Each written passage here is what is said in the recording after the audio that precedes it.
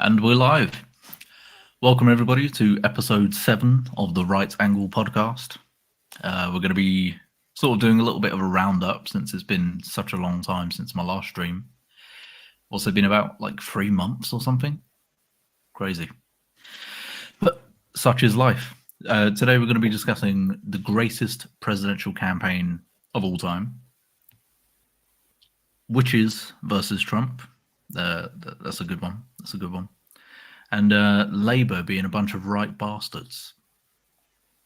So, I'm happy to be joined today by Charlie. Welcome, Charlie.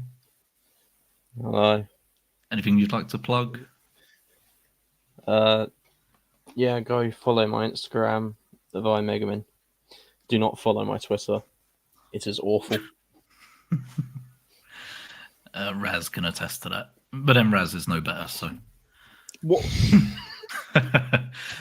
Also joined by Aaron. Welcome, Aaron. How you doing, man? Good to be here. And I'm just typing Aaron and then Mays, MAYS, anywhere. I'll probably appear. Nothing particular to plug at the minute, really, but, you know. No, you haven't got any events Not coming in up or anything? No, I mean, like, next year, yeah. So we're going to be just sailing along nicely for the next few months. Pretty much. All right, fair enough. And Raz. Welcome, Raz. Hello. Where can people find you?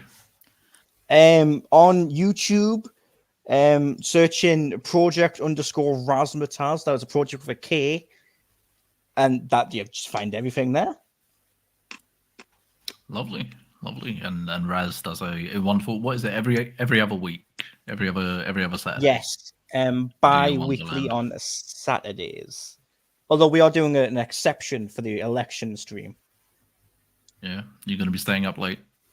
Oh, it's going to be hard. It starts at 11 and it finishes at like 8 in the morning. God, Wow. And the craziest thing is you won't even have like the proper results at the end of it. No, unless it's a total landslide. Well, because obviously they'll have the results, and then obviously we'll be waiting for all the fraud to get put in, and then we'll see the results after that. All the fortification, you mean? Yeah, that's so true, homie. Yeah, I mean that's one of the most annoying things about American like presidential elections is you get so hyped for the actual day, and then you kind of just in limbo for the next like 3 or 4 days, or even longer.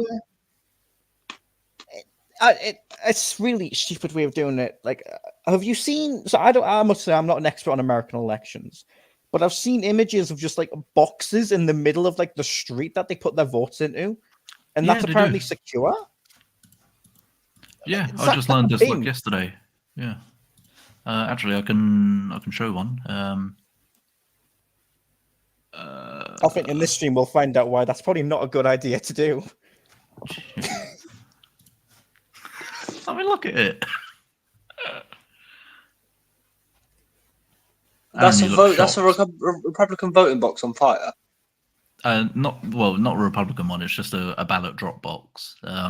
Someone set it on fire. Yeah, I have seen sort of rumors that it was like Antifa because apparently there was lots of spray paint of like pre-Gaza somewhere nearby that had just sort of popped up around the same time. So, but that's not confirmed. But that might have been placed in a particularly Republican voting area. You know what I mean, or something. If I'm not mistaken, I think this was either in Washington or Oregon, though I might just be schizoing there. All right. So I think they're both quite heavily Democrat then, aren't they? The cities are, but the outside, like the urban part aren't. So it depends on where in those states this is. Okay. It's just not scary at all. That is a bit wild. I can't believe they do it like that. Yeah, that's a bit crazy. But also, you know, as I was saying, how it takes so long to actually get the results. The thing is, obviously, the US is a much bigger country than the UK. But one thing we are really, really good at, despite being kind of shit at basically everything else at the moment, is getting the results done really, really quickly. I mean, I think there's one place where they literally have the results at like midnight in a UK election, even though you're allowed to vote until like 10. I think it's like Sunderland, isn't it, or something like that. Yeah, and they like pride themselves on like having been the first for like decades Yeah. because they just get it done so quickly. Well, And like I say, yeah, the US is way bigger, but like it is also they do it kind of the same way we do it, right? Like it's not counted like in a centralized way. They sort of count it separately and then add them all up. So I don't see why it takes so long. there is like no excuse for this. Like my opinion is that it is purely just so they can get fraud in now, because it wasn't always like this as well. Like the idea that it would take weeks to get results out is a fairly new thing. Is it? I thought that had been around for like a little while at least. But Joe, it was takes some 20 time, but not weeks. yeah. Yeah, and it was the 2021 that was the longest, I think, especially in these sort of questionable states. Yeah.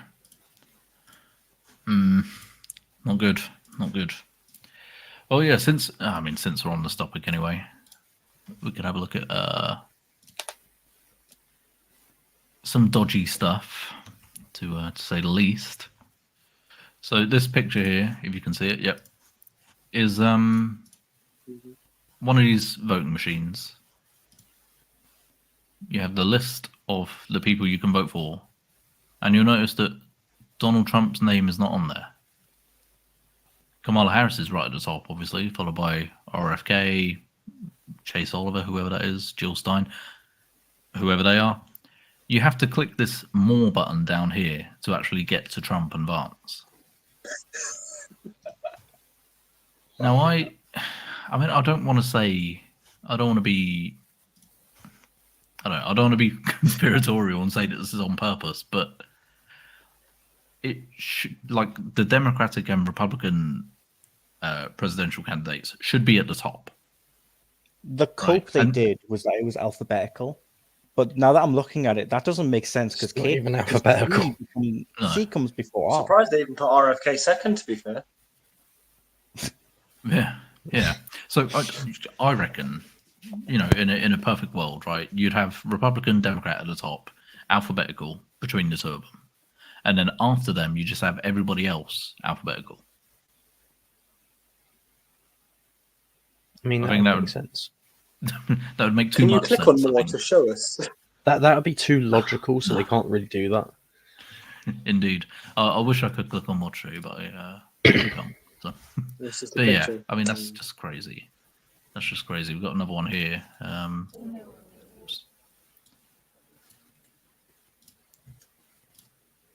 So he's repeatedly clicking on it, and it's not working. That'd be me. He's clicked it. Did you see that? Yeah. He's clicked Have it, you ever and seen it the was like he definitely clicked on the top one, and it's fucking. Look at that. Have you ever seen The Simpsons? Yeah. There was it might be Mitt Romney, or I don't know, but there was sort of That's a very crazy. short episode of The Simpsons where Homer gets in this situation. So he's voting for someone, and then it always activates on the other one. Yeah, And- yeah, I remember. Yeah. The Simpsons predicted it. One of the many such cases. They predicted so many things. So many things. So, what? I mean, okay. What do we reckon about the chances of there being fortification on this election? I think there's already been fortification, and I think it's just going to keep coming. It's too this what we've seen so far is too obvious that it's very apparent they actually just don't care if we know. So I think they're just going to go fully in and hope for the best. I've always thought there's a certain power in the expression of power, in a certain sense. Like sometimes it's more sort of effective to do the thing that you're not allowed to do just publicly, as like an expression of like not dominance, but you know what I mean. Like, yeah, we're doing it, and what are you going to do about it? And then, It's like those but then- Muslims that bang their chest in the streets. Yeah. Oh, that shit's so weird. But, what do you Like, reckon, Aaron? Sorry, go on, Raz. No, it's fine. Yeah, no, I just think I don't know. It's hard. It's hard to grapple with because it's actually hard to maybe to accept the possible truth that an election in the most powerful country in the world is fucking, being tampered with like that. It's kind of got to come to terms with that first. But yeah, no. What you just showed me on that video there, I mean, that's like, there's so many people that are probably just, if they're not looking properly. I mean, I don't know. Yeah, I mean, I don't know, man. To be honest, I just think it's crazy. I also think it's weird that they. So we were saying it takes them so long to count it, like days or weeks, but they do it with machines. That's another thing that I don't understand. How is it that they can do it with digital machines and it isn't just counted up like instantly? I don't understand that. I'm pretty sure when Trump beat Hillary, that was announced the same night, wasn't it? Well, it depends if they win by like a good enough margin.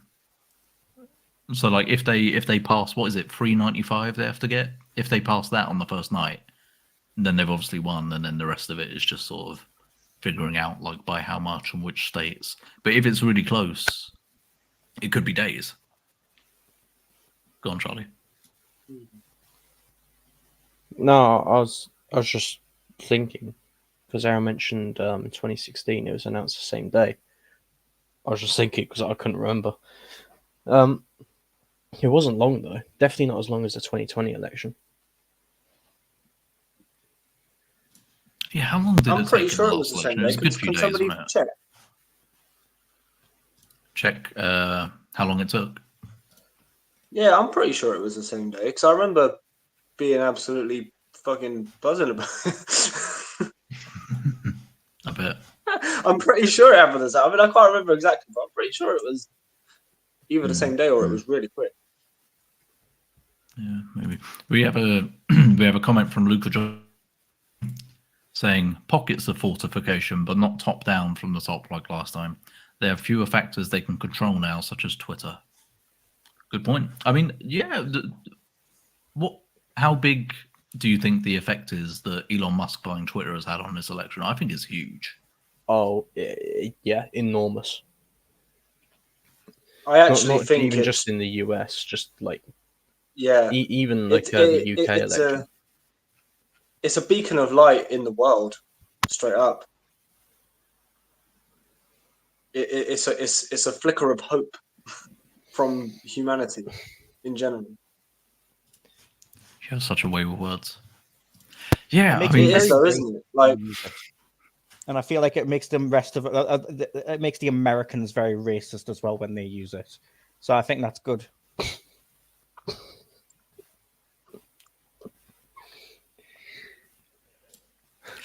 I endorse that.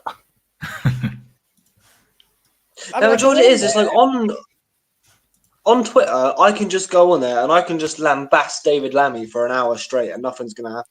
But if I do that on Facebook or Instagram, do you know what I mean? I'm getting blocked, removed, all sorts. Oh, we are so back on Twitter. Like I see. You know what I mean, I can just go at David Lammy just constantly. Nothing's gonna happen. I mean, worst case scenario, you get arrested. But even then, that's not Twitter's fault. Yeah, Aaron's Just giving relentless. David Lammy you're giving David Lammy a metaphorical David Whammy. I'm just relentlessly going at him. Like, do you know what I mean? You just look at I haven't been on Twitter for a while, but like, if you look at my feed every other day, I'm just tweeting David Lammy. But you say that, like, I was on YouTube and there was not YouTube, sorry, I was on Instagram Reels, and there was this white woman with obviously the mixed child. And I thought, oh, well, that's interesting. So I went in the comments, and there was hundreds of comments. I could not find a single one that wasn't lambasting her. So I don't think it's just Twitter. Instagram seems to be very similar. Now I don't know about Facebook myself, but it does seem to be an Instagram thing as well. No, I think you're right. Like, Reels are just wild in general. yeah, like Instagram comment sections, I do notice kind of a similar thing to Twitter, where they're just getting piled on by people who hate them. So yeah, I think you're right there. I mean, I guess Twitter is just a little more free with like the extent of what you can say and like how far you can go. I feel like Instagram, you're much more likely to get banned or muted or suspended or whatever. But Pretty yeah, sure you can. Instagram watches my account because I can't breathe on Instagram about them taking something down. Oh shit. Well, I just got. That's why Well, I I- don't use it much anymore. I feel like I've said some fairly spicy shit on my Instagram stories, but I've only actually been suspended once, which was for 90 days. Jesus. Fucking Although that was only 90 days from doing the live streams, the Instagram lives, which was a blessing in disguise, actually, because that's what led to us doing YouTube. Well, to me doing like YouTube lives in the first place. So that was how the Right Angle podcast started, was me getting suspended.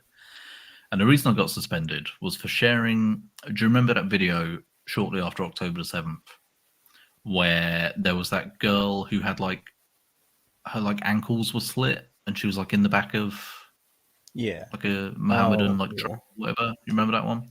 I shared that like, oh, this is fucked up, and yeah, got suspended for like sharing graphic violence, like what was the word? What was the word? Like glorifying graphic violence or something. That one was Very weird because you had leftists saying she was still alive, and I mean, she just clearly wasn't. Yeah. So that was very interesting take. What's Yeah. interesting about No, that as but- well is that I share a lot of stuff about conflicts on my Instagram, and I don't get anything from Instagram about it.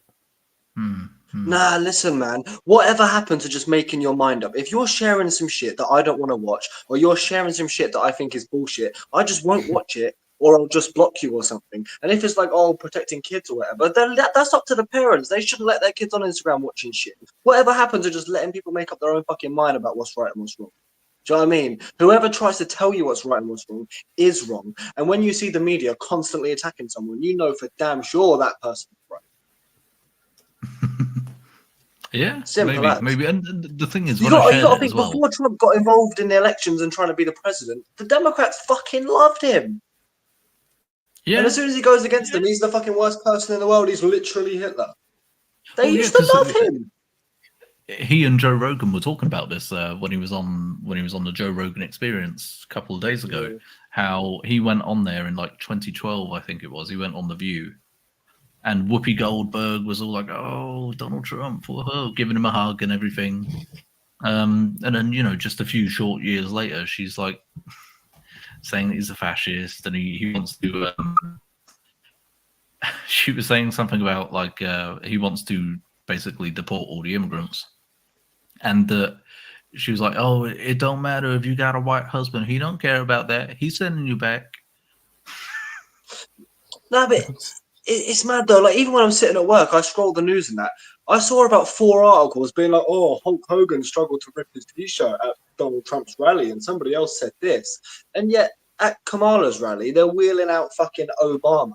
You got Eminem there going awfully hard, coffee pot, and they're fucking saying that shit's fucking amazing. And it's just like, it's so obvious. I feel like anybody with half a brain can see what they're fucking doing, and it's not working. It doesn't work.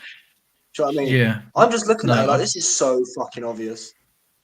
I think, to be fair, I'm not entirely convinced about Kamala Harris being a jobber, as some people say, because it does seem like the Democrats are really, really trying hard to drum up support. Obviously, wheeling out Obama, like you said, getting Eminem, Beyonce. There was some other shit black female singer who did a concert that was attached to a Kamala. So the funny thing is, a lot of these Kamala Harris rallies where they'll have like the massive crowds, it's because she has basically gate crashed a big pop stars concert. So people are coming along thinking they're going to see Beyonce in concert or something, and then they have to listen to Kamala Harris talking. So it's unlike Trump, where he draws out these massive crowds organically because they just want to be there, to see him. Kamala Harris is having to resort to these kind of tricks so they can get good pictures and good videos with loads of cheering people, and because she wouldn't be able to get that kind of support on her own because she's just not likable. No, but I actually think that either way, the Democrats have shot themselves in the head either way. Because I don't know what's happened. I think they've looked back at 2016 and they've gone, right, the problem with the woman was she wasn't black. Either that, or Kamala wins, and she's fucking excruciating for 4 years, and then they never want to vote in Democrats again. Like, I don't know what they're actually thinking. Like, are they so sucked in by identity politics, saying, "Oh, we've got the first black woman," this, that they're literally going to shoot themselves in the head over? Well, maybe they're thinking they can just keep rigging elections. Maybe. I think there's a solution here that the Democrats aren't thinking of. Because what is Kamala Harris? She's a woman. She was Indian, but now she's black. And I think Kamala should get in touch with her black side. And I think she should make a diss track against Donald Trump. And that Well, she has been trying to get in That would touch be with sick. her black side. I'd listen to it. she's got Eminem. She has the pieces. She's just not making the solution. No, because you see her when she's talking, she'll put on this sort of like black accent, and it's kind of subtle, but it's also, you can tell it's fake. Like, she doesn't speak like that. Actually, I've got some good clips to show you here. This is quite good. Oh, just quickly though, celebrity. Oh, sorry, go on. No, go first. Yeah, no, I was just gonna say, celebrities thinking that I give a shit about their political opinion is another. Why the fuck do I care? You're not famous for anything to do with politics. If you all of a sudden give me your opinion on fucking tennis or swimming, it's completely irrelevant to what you're famous for. Why the fuck do I care about your opinion, Eminem? What the fuck? Yeah, but you're not a woman, so you're not really the target audience. And it's the same the other way around. Like, I don't particularly give a shit about Hulk Hogan's political opinion fucking either. Like, I don't know what it is with this. Yeah, but women do though. That's the thing. They do. It's true. Yeah, we've actually seen a few celebrities, like Taylor Swift came out and said she's endorsing Harris. There was another one. Surely There was you're another going one to just alienate today. some of your own fans by doing that. Surely.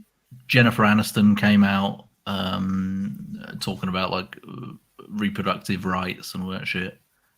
I don't know. I don't But think she they will wants more alienate their audience from really, them. because a lot of their audience is like young women, and young women, the most important issue for them in this election is the freedom to kill their unborn children. So I don't know, man. I haven't looked at Eminem the same ever since he did that stupid rap in 2016. Like, should I drop it on? Like, I haven't looked at him the same since then. yeah, and that Remember was that? cringe. That was really cringe. That was really cringe. Maybe- Go on, Raz.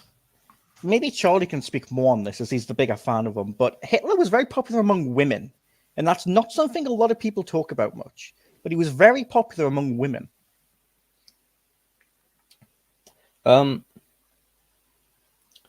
Hitler was actually woke. Was he? He wanted equality between the sexes, Oh, right. which Okay. sounds weird when you also think like he wanted women to have like traditional gender roles.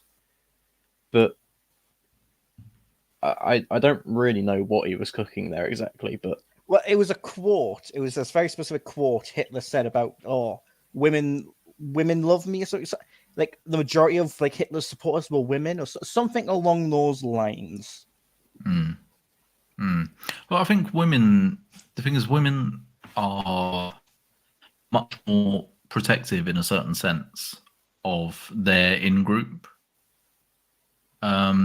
So the important thing is to make sure the women's in group is like the way that they look at it is calibrated correctly.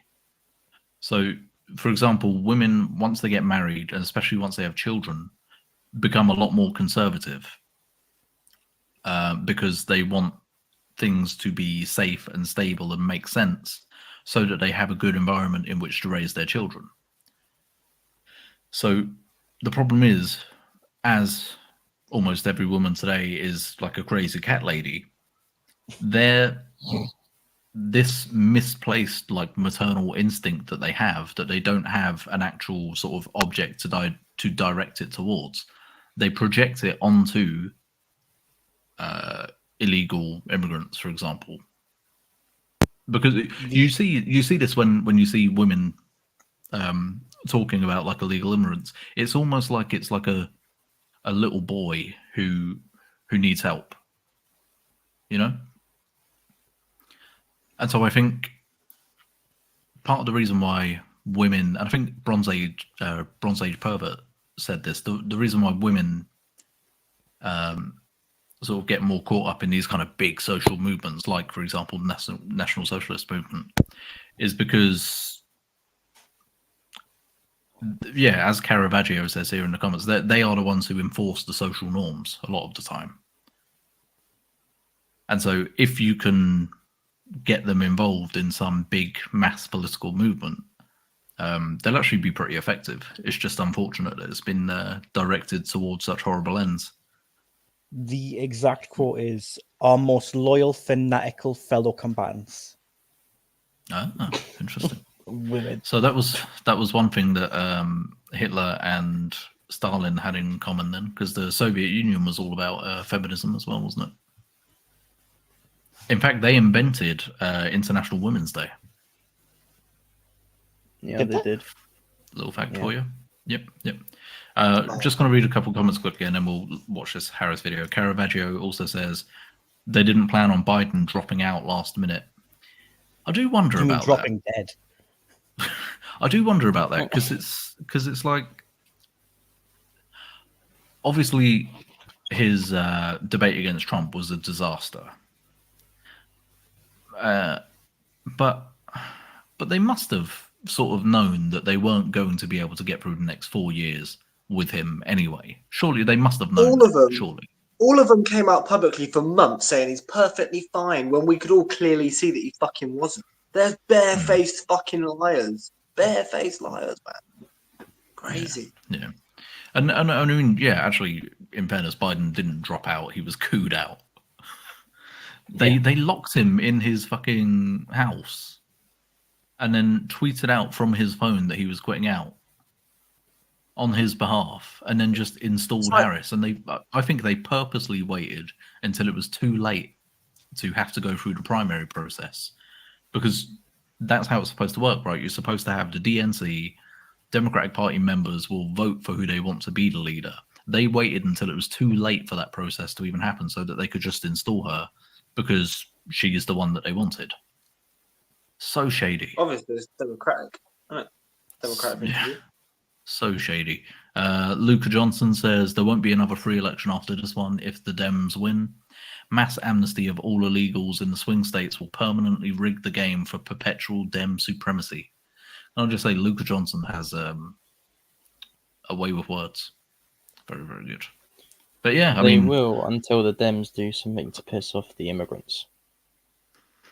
I don't know, because I feel like, and I don't want to generalize, because we are talking about like 20 million people or something here, which is an insane amount. But I feel like, you know, whichever party promises the most free shit is going to get the illegal immigrant vote, right? And that's always going to be Democrats.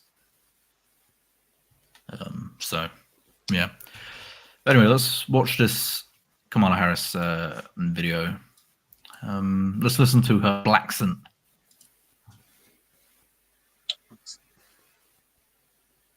That his power will work through us. Because, church, I know we were born for a time such as this. And I have faith he is going to carry us forward, and the road ahead won't be easy. It will require perseverance and hard work. But in times of uncertainty, scripture reminds us weeping may endure for a night, but joy cometh in the morning. The path may seem hard, the work may seem heavy, but joy cometh in the morning. And church, morning is on its way. God bless you. God bless America. Right, and now, just quickly before you comment, see if you see any similarities with this video. I don't feel no ways tired. I come too far from where I started from. Nobody told me that the road would be easy. She goes, I ain't no ways tired. I ain't no green gardening. I mean, it sounds like the Beverly Hillbillies granny tripled. I mean, you can't even understand. I ain't no ways tired. I mean, can you imagine if I, like, say, went to Oklahoma, because that's really where the Clampets are supposedly from, and I walked in and I went, Ming-gong, rang-gang-gar. I mean, what the hell is wrong with these people? I love Alex Jones. Alex Jones is so good. But she even said a couple of sort of similar things, like, "Oh, nobody said it would be easy," you know. I mean, just incredible these fake accents, because it's so cringe. Because I feel like you could get away with that sort of thing, like when you're traveling the entirety of the US on a presidential campaign. I feel like you could get away with that sort of thing in the era before television. You can't get away with it now because everything's going on not only television but YouTube, right? You could get away with sort of like on TV, they got a different accent. You could get away with sort of adding a little twang to try and sort of subconsciously make the people who are there kind of like you a little more, right? So make them feel closer to you in a certain sense. You can't get away with it now. It's just cringe. It's just really cringe. The strangest thing, though, is that Kamala, she actually ran for to be the Democratic nominee in 2020, and she was nowhere near the front of the pack. I think she might have even been last. Do you remember when she ran in 2020, the year when Biden won? She had attempted a campaign then, and she was nowhere near anything. Like, they don't actually want her. So why is she there? Well, to be fair, what's her name? Black woman. Just talk about Kamala. Kamala's the same. No one likes her. Did you see the Donald Trump clip? I've just remembered it, where he's saying, "Oh, you know, she used to say that she was Indian, and that was fine, that was okay, and now she says that she's black, and that's okay too. She can be whatever she wants to be." Oh, so good. There was all once as well. People saying they're black, but they're not even black. She's not even that black. Not really. No, and she was always. Remember when she fucking was elected as vice president? What was everybody saying? First Indian American female vice president. Yeah, this identity politics fucks me off big time. I hate it, man. Oh, I hate it. The first Indian American female vice president, right? Not to be fair, this was before the Indians became synonymous with shit, so I can understand the rebrand. Pudgy Americans. It's cringe, man. It's cringe. And remember, they even changed her name. I distinctly remember it was always Kamala. And ever since she decided that she's now black, it's now Kamala. It was Kamala, now it's Kamala. They're hoping the associate with caramel makes you think she's darker. Maybe. Yeah, but she's not black. It's the same with Obama. He's not even that black. Like, Kemi Badenoch is black. James Cleverly is not black. Do you know what I mean? He's more white. Like, these people are not black. I'm pretty sure Obama is from Africa, so I don't know about that one. No, he's from Hawaii. His dad's from Kenya. Didn't his brother say he was from like a British colony in Africa or something?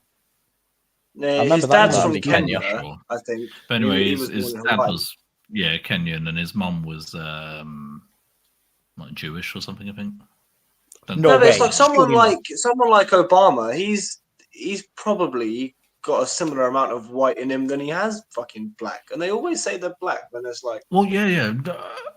Obama's half black, half white. Do you remember?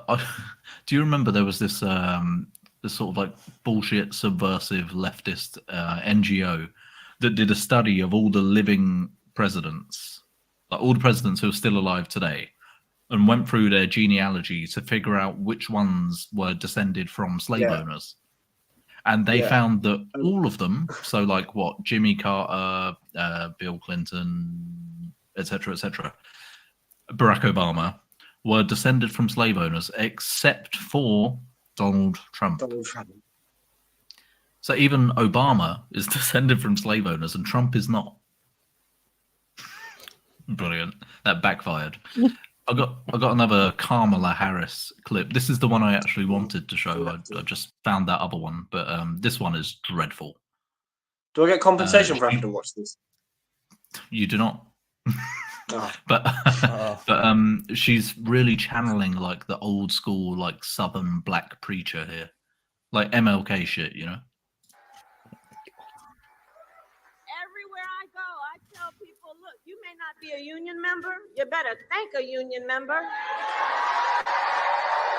for the 5-day work week. You better thank a union member for sick leave. You better thank a union member for paid leave. You better thank a union member for vacation time. And she's not fucking black. I mean, she is, but she's not. You know. No, It's people. a No, I shit. don't care. She's not black. Kemi Badenoch is black. She is nothing like her. Her skin shade is nothing near it. She's not black, man. It fucks me off. She is half Jamaican. No, I don't I give a believe her shit, dad man. was If my Jamaican fucking and her mum granddad's is, cousin was from Jamaica, Indian. am I fucking black? Are Jamaicans if- not black? Like? Well, to be fair, if your dad was Jamaican, then you know you'd probably be I thought considered Jamaicans Nah, were Jamaican. black. I don't know, man. I don't know, man. I feel like she's claiming the side that she thinks benefits her more. Do you know what I mean? I mean, Oh, she don't is know. totally. Well, this is, like I said, this is the whole point of this segment, I suppose, is she was Kamala Harris, the first Indian American female vice president. She's now Kamala Harris. You know, we're not going back. I hope. Do you know what else pisses me off? Right, little No. tangent. What else No. pisses me off? No, but do you know what it is, though? She's the first Indian American female vice president. Like, okay, who gives a shit? I don't. I hate this. These sort of not participation trophies, but you know what I mean. It's like, oh, this is the first black disabled lesbian twink to do Yeah. to hit a 300 in bowling or whatever. Like, okay, who gives a shit? Yeah, and this is the thing as well. Like, I have never heard somebody in real life come up to me and say, "Hey, can you believe it? This is the first fucking 5% Irish person to do a 300-meter sprint and then finish it off with a backflip and then throw a javelin." Like, I've never heard somebody in my life say to me, "Oh, this is the first this and that. How amazing!" I only ever hear it from the fucking miscreants on the fucking news telling me that I should care about something that means fucking nothing. If Parliament, if there was a whole new Parliament tomorrow and every single member was a black trans disabled mouse, I couldn't care. If they're the best people for the job, fine, so be it. I do not give a shit. I literally don't care. I couldn't care if they're all white male aristocrats. I couldn't care if they're literally children off the street. If they're the best people for the fucking job, so be it. Don't care what the fuck they look like. Make my life easier. Give me more money. Lower my taxes. Don't care what you look like. Thank you. Give me money. Give me money. Do you know what I mean, though? Make my life easier. It's like, oh, yeah, that person made my life shitter, but it was a black woman, though. I mean, fair enough. Like, just don't be the first person of colour to do this. Be the first person to lower my taxes. Well, this is another thing, right? Obviously, yesterday, Rachel Oh. Reeves, sort of moving to UK politics real quick, Rachel Reeves gave the budget, and she was the first female Treasury Secretary. What's her title? I don't even remember. Chancellor. Chancellor of the Exchequer. That yeah. acts like She's the Tory first saying has female 3 chancellor. prime ministers female. Well, yeah, right. But she's the first female chancellor, right? And she's giving the first budget given by a female chancellor. The thing is, the budget is fucking dreadful.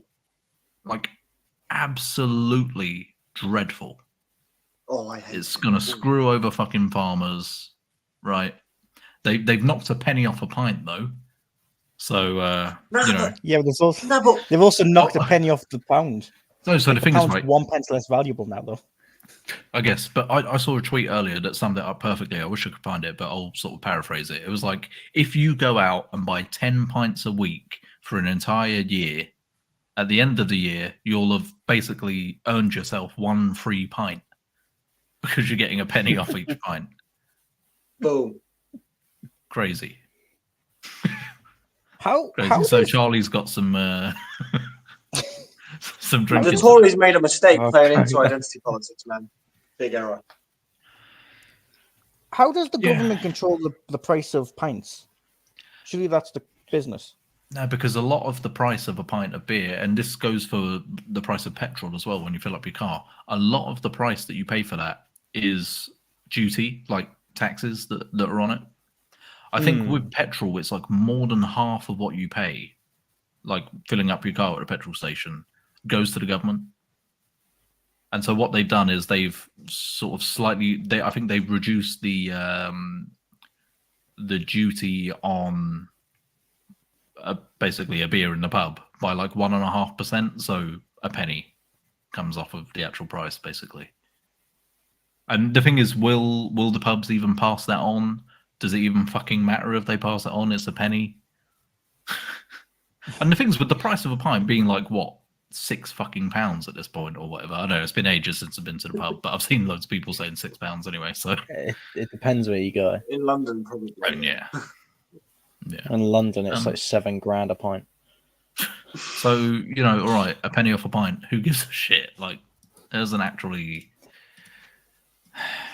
change your life. Nah. Do you know what? The greatest pleasure I take is, though? Everyone before the election telling me, oh, fuck the Tories, oh, Labour, ooh, ooh. I can't see none of them around anymore. I can't see, where are they? I don't know. I don't know where they've gone. I can't see any of them anymore. Literally Fuck the can't see them Tories. around anywhere anymore. They've all gone. Tories are shit. Fuck 'em. Yeah, nah, honestly, we've come out of the frying pan and into the fire, man. It wasn't great, but it's about to get a whole We lot have. fucking worse, man. Yeah, we certainly Right. have. We certainly have. I fucking hope. See, people were saying like about this, you know, the revelations about the Southport attacker. You've heard these revelations, Aaron, have you? No. What revelation? Sorry. So the Southport killer, the Welsh Christian three boy girls. who, the Welsh Christian boy who killed those 3 girls. Well, turns out he had downloaded an Al Qaeda like terrorist training manual. The police I heard found that about on this. his computer. actually, yeah. Police found that on his computer, and he was also manufacturing ricin in his house, which, for anybody who doesn't know, is like a really fucking dangerous like poison. If you've ever seen Breaking Chemical Bad, weapon. it's what they use in Breaking Bad. So this Welsh Christian boy, who was obviously neither Welsh nor Christian, actually may in fact have been a Muslim. Now that's not confirmed, but he did have an Al Qaeda terrorist training manual on his computer. One thing I want to mention is that when this is coming out, he's Rwandan, really, is what he is. Yes. And everyone was saying, well, the population of the Muslim population of Rwanda is only 2%. There's no way he's a Muslim. And I was just saying, like, the Muslim population of Rwanda is irrelevant. The question is about this guy. Is he a Muslim or not? All right. Yeah. I don't care about the demographics of Rwanda. That's irrelevant to the conversation. Well, no, because the reason why people are saying that is because both of his parents moved from Rwanda. So, like, what are the chances that they're Christian or Muslim or whatever, you know? Does The it, again, name does of it the matter? book- The It's name about of the what he book, is. the name of the book is Military Studies in the Jihad Against Tyrants: The Al Qaeda Training Manual. Brilliant.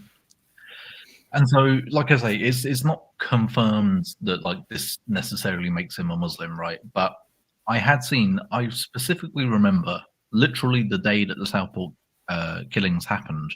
I remember seeing a screenshot of a WhatsApp chat where somebody said, like, a mate of mine is a police officer. He's seen some shit that makes him think this is like basically this guy was radicalized into like Islam, and that's why he did it. Which is what in the first place sort of made everybody think that he was a Muslim, right? And you know, at some point I sort of put the idea out of my mind that he could have been a Muslim because like nothing sort of came of it. Rwanda's 95% Christian, apparently, you know, so I was thinking, all right, I guess he wasn't Muslim, he just, you know, fucked in the head. But that screenshot that I saw of that WhatsApp chat just came back to me when I found out about this new revelation. I was thinking, shit, man, like this random screenshot that everyone was saying was fake, like was probably actually not fake then. Statistically speaking, so 97% of all terrorist murderers are Muslim. So he had a 97% chance of being a Muslim. Yeah, I mean, I don't think that's how the statistics kind of work, but I get your point. Yeah, yeah. And anyway, so this is all just sort of a setup to say, well, how long did they know about this? How long have they been hiding this from the British public? Did they just find out a week ago? Doubt it. I feel like we're casting the weave pretty wide from Kamala Harris here, as a reference to Joe Rogan podcast with Trump. The weave. Well, yeah, we're We're letting weaving. the conversation take us where it takes us, I guess. Yeah, we're weaving. But yeah, how long have they known about this? How long have they Wait, sorry. hidden this? Trump said that interview. He goes, "You gotta weave it, man. No, not many people weave anymore. I am one of the best weavers." He said something like that. It's like, yeah. But seriously, how long have they known about this? How long did they hide this from us? They probably knew from the beginning. I reckon within the week. You think so? Yeah, I within reckon the week.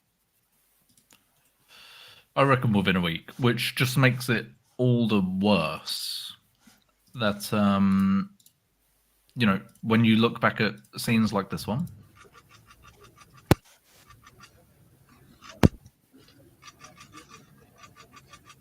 oh. that this guy was radicalized How many more children into have Islam. died in our streets, Prime Minister? I'll just How let many this more play. children? How many more children, Prime Minister? Are we going to do something? Time for change, Starmer. Come on, it's needed. How many more children? Is it mine next?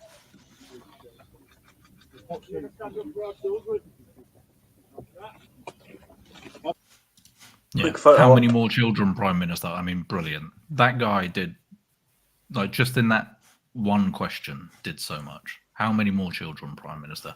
But so Keir Starmer presumably knew about this while he was doing this bullshit photo op, while he was locking people up for misinformation, for speculating that the guy might have been Muslim. Presumably, he fucking knew that the guy was, in fact, Muslim. It's the fact that he didn't even pretend to be sad. Like, he just looked. And I understand he's not exactly one to show emotions, but it's the fact that he like at least like draw a sad face on yourself. Like, at least pretend to be sad about it. He just looks You stressed. know what?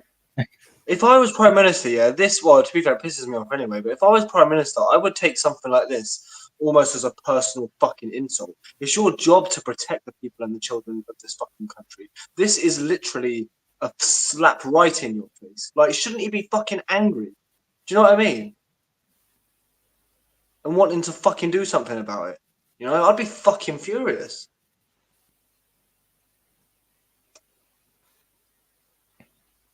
I don't think I can legally say what I would do, but yeah. No, like, do you know what I mean? Though I'd take it as a personal fucking insult. Like you're killing the citizens of my fucking land. I don't fucking think so. Not on my watch. Do you know what I mean? No, he doesn't care, does he? No, straight up. It's fucking crazy. Straight up. Another one here. She knew as well.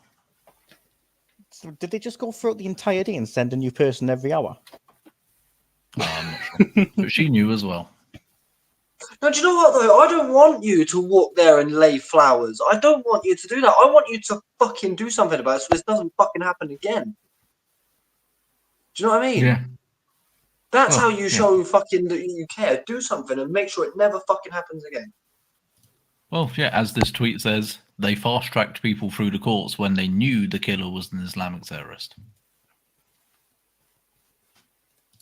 As this tweet says, Britons were arrested and imprisoned for calling this man an Islamic terrorist. Remember that Peter Lynch, people listening may have heard that name. was one of those arrested during the Yeah. native uprising. I've seen it described as the native uprising of 2024. Was imprisoned such a good name. for his role in the native uprising, and hanged himself a couple of weeks ago. Do you know what his role was? Well, he was shouting at police, basically. Yeah. And he was a 61-year-old grandfather. Hanged himself. And now, just literally a few days later, turns out, yeah, the guy was a Muslim. Yeah. The worst thing about that is like the week earlier, or maybe like 5 days earlier, that a Muslim man ran a child down in his car and just got like no sentence. So Many it is such the cases. first of Muslims running down kids, completely legal. Mean words at the bobbies, straight to prison. Many such cases. There was one guy who was literally arrested for shouting at a police dog. This tweet, I think, basically sums up my opinion. He says, I've always maintained that it doesn't really matter whether Axel Rudakabano was a Muslim or not. The most important fact about him is that he is a foreigner who should never have been here. Yeah. Yeah. Is that his surname? I mean, Axel Rudakabano. I don't know, man. Yeah. The maddest thing about this is, though, is like, imagine that was your fucking child. Imagine what you would do. You want me to sit back and just listen to you chat some shit, Keir Starmer? No, I'm going to kill somebody right now. So I want justice right now. Can you imagine if that was your fucking child, how you would react? And you're being told what? Just to sit back and enjoy your culturally enriched fucking town? Fuck off, honestly. Yeah. Well, and look. I'd be killing various people. And the thing is, even to this day, they are still doing this bullshit where most of the pictures they're showing is this fucking school photo of him, or the picture of him as Doctor Who. Like, Who the do you fuck not is have that? any better pic? Do you not? This is the guy Oh, who that's did the it. kid. Yeah. Well, he wasn't. These are pictures of him as a kid. This is what he looks like now, but they don't have any proper pictures of that for some reason. And obviously, everyone's saying, and I think it's true, that essentially it's to like humanize him, because you have to understand the extent, like the lengths that the government goes to stop things happening like the native uprising of 2024. Like the amount of resources they put into ensuring that shit like that doesn't happen is immense. You can watch, I'm going to recommend, there's a Paul Joseph Watson video where he goes through this. Excuse the typing. We have no self-respect as a fucking country, do we? This one here, Look Back in Anger by Paul Joseph Watson. He explains it here. This specific video is kind of old now, actually. He's talking about the Manchester Arena bombing. But he explains how the government essentially tries to redirect everybody's energy into like feeling sad for the victims, which you obviously should do, but channel that energy into feeling bad for the victims instead of being angry about the crime committed. And the politicians who allowed the crime to be committed by facilitating mass immigration against our express fucking wishes. Good video. So you can watch that in your own time. Oh, it's just infuriating, isn't it? There's a thing I set in Wonderland showing that I thought would be interesting for the stream. The bottom one, not the top one. When the fuck are we going to have a leader that's actually fucking proud of this fucking country, man? Do you know what I mean? Oh, we're Maybe not next allowed to have Fucking one. winds me up. Yeah, Raz has just sent something here. We have a picture of The future Austrian painter who was found dead. It's so Austrian sad. painter found dead in his bunker. Yeah, brilliant. Oh, it's disgraceful. It's a fucking disgrace. I mean, we talk about Labour, and obviously we've actually only covered one of Labour's many atrocities we're going to cover. But I look at this and I just think to myself, like, bro, Nigel's got it easy. This isn't even fair anymore. Nigel's got it easy. Man has to sit there and say child killing bad, and he's winning. And there's nothing Labour can do. Can you imagine someone walks into your house, kicks your coffee table over, and chucks your TV on the floor? Then you say, "Oh, sorry, did I offend you?" No. What can I do to not upset you in the future? The things That's with what we're Nigel Farage fucking doing. is fucking wet. Anyway, I won't get into ranting about Farage now. But yeah, Aaron, onto your question about, you know, when are we going to get someone who's actually proud of this country, who actually wants to like improve things? We're not going to. It's not going to happen. Take Not no with Tories fucking and Labour. prisoners. Like, take no fucking prisoners. How hard is it? Do people keep coming over on the fucking boats? Just fucking stop it. Put a bunch of people on the beach with a fucking gun. Build an electric fence. Why is it so fucking hard? Someone comes here and kills a bunch of kids. Fucking kill them. I would hang this motherfucker. A clear sign. Nobody ever did this again. I'll fucking torture you slowly. Why is it so difficult? No, straight up, we should obviously have the death penalty for like murder and such. The problem is, I don't like you bringing up the boats because it makes it sound like illegal immigration is the problem. It is part of the problem. It is a problem. Well, it's a quite bit. a small Yeah, but the thing is, part if we of the allow, overall- like, you can change the legal system, but at the end of the day, it is a legal system. It is a legal system. You can change that. That's one thing. But someone coming over on a boat is taking fucking piss. Well, especially since it's literally illegal to do that. Yeah. But You're taking the but piss now. But no, like I say, the thing is, legal immigration is the problem, right? I think the top year, like the worst year for illegal immigration that we had, was about 45,000 in 1 year. We routinely get 750,000 legally. Axel Rudacabana, for example, is the product of legal immigration. Valdo Caracone, that guy who killed 3 people, was it the Nottingham stabbings? He was here legally, for example. It's illegal immigration is a problem, obviously, but I feel like people give it undue focus compared to like sort of the scale of the actual problem, which is legal immigration. That has to stop, and people need to go home. True, but you inviting someone in is slightly different to you leaving the window ajar whilst you go shopping. You come back and it's like, oh damn, another one. Okay, I'll just let you stay there then. And there's just a bloke sitting on your fucking sofa. Like, what the fuck? Like, do you know what I mean? A common misconception is that the visas granted are to high-skilled workers. I've got a graph here that it basically says, so at the moment, if I can read, we have around about 1,150 people, and around about less than 200 of these, we're thinking around about 70, 50 of these are high-skilled workers. The rest are either humanitarian, dependents, students, or low-skilled workers. So every year we get around about 70 people who are high-skilled workers. The rest of them are all low-skilled or actively dependent on us. You might think to yourself, oh, well, workers would mean high working.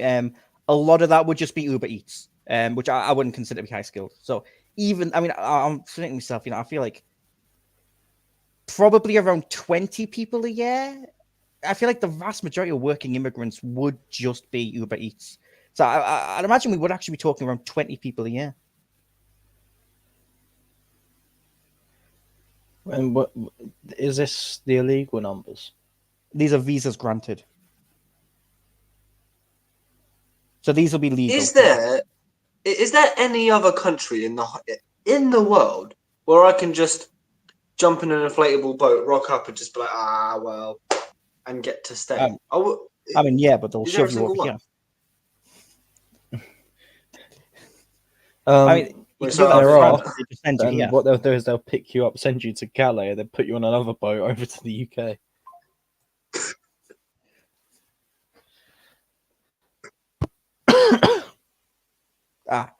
So yeah, and a lot of leftists like to do that, like economic. Oh, it's good for the economy, guys. Bro, trust me, 10,000 people dependent on the state is great for the economy. I wonder why the NHS is failing. But it's just so blatantly not true. And it comes down to the black woman's amazing ability to understand per capita. They think, oh, well, there's more GDP. The GDP is bigger, therefore it's better. But what they don't do is they don't break it down per capita. And what you realize is that while the GDP is increasing, sure, the population's increasing to a greater level. So the GDP per person is rapidly shrinking. That's not the only thing that's rapidly shrinking. The IQ of the UK, I'm pretty sure, is now under 100. Presumably, that'll be the English being dumb and not the foreigners we're bringing in. Well, we must be dumb to be bringing them The in. English dumb. Well, no, that's the thing. It's the fact that we're importing a bunch of Africans, a bunch of the subcontinentals, and their IQ is getting added to the sort of nation's IQ, which is bringing it down. Wasn't there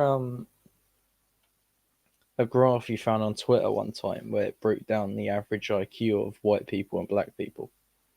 And it's like on average a black person was like 20 IQ points like dumber on average. I think 20 IQ. I think 20 is a bit small, to be honest with you. I mean, that's a fair bit. Like when you're counting IQ, like a single level of IQ is like that's a fair bit of knowledge. the problem is a lot of this information is like hidden, obviously, because people don't like to sound racist. But I'm pretty sure, and I might be wrong here. I'm pretty sure there are types of monkeys that are smarter than African countries. Like the average IQ of a monkey, I can't remember which one. But of a certain monkey is high. Charlie will know. Yeah, so the average IQ of Equatorial Guinea is lower than the average IQ of a chimpanzee. Equatorial Guinea, that's a bit of an example though. That's a bit of a wild country there. Like, Jesus. I mean, they've had the same president country for like 30 or 40 years or something like that. Like, he's a proper dictator there, man. It's crazy.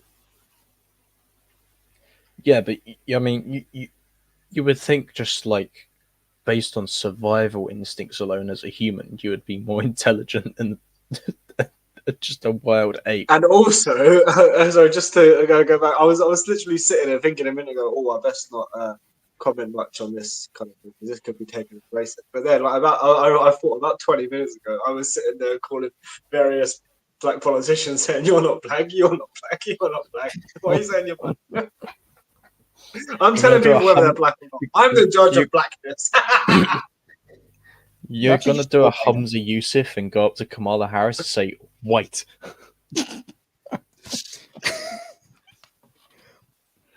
Arame is the judge of blackness. No, but on the point about monkeys having higher IQ, I believe it is actually, I believe it's relative, right?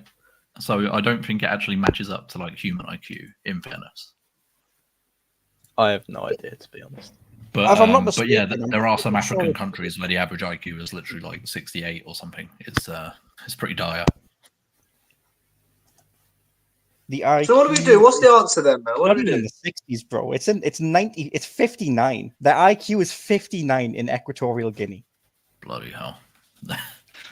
And That's pretty bad. It's so bad. That's pretty bad. Well, yeah. I don't know. Anyway, anyway, we don't want to get stuck on that. Maybe they just couldn't tell the difference between the natives and the monkeys, so they were quizzing the wrong people, which is why it's a smaller number. Maybe. But, Disavow. Anyway, yeah, I disavow. Anyway, we're going to move on a little bit. Just a little bit, staying on the sort of rough topic. One thing that I think is crazy, right? If you think of the average person, imagine the average person in your mind. Viewers at home, I want you to do this too. Just think of the average bloke, right? And then think half of everyone is stupider than the average bloke. That's pretty bad. The thing is, I actually find it hard to picture the average person. I think of the smartest person and I think of the dumbest person. That's like fairly easy. But bang in the middle, what is that? I'm not sure. Just like the average guy, you know what I mean? But like, because me and Raz Steve have at the talked pub. a few times. Yeah, Steve at the pub.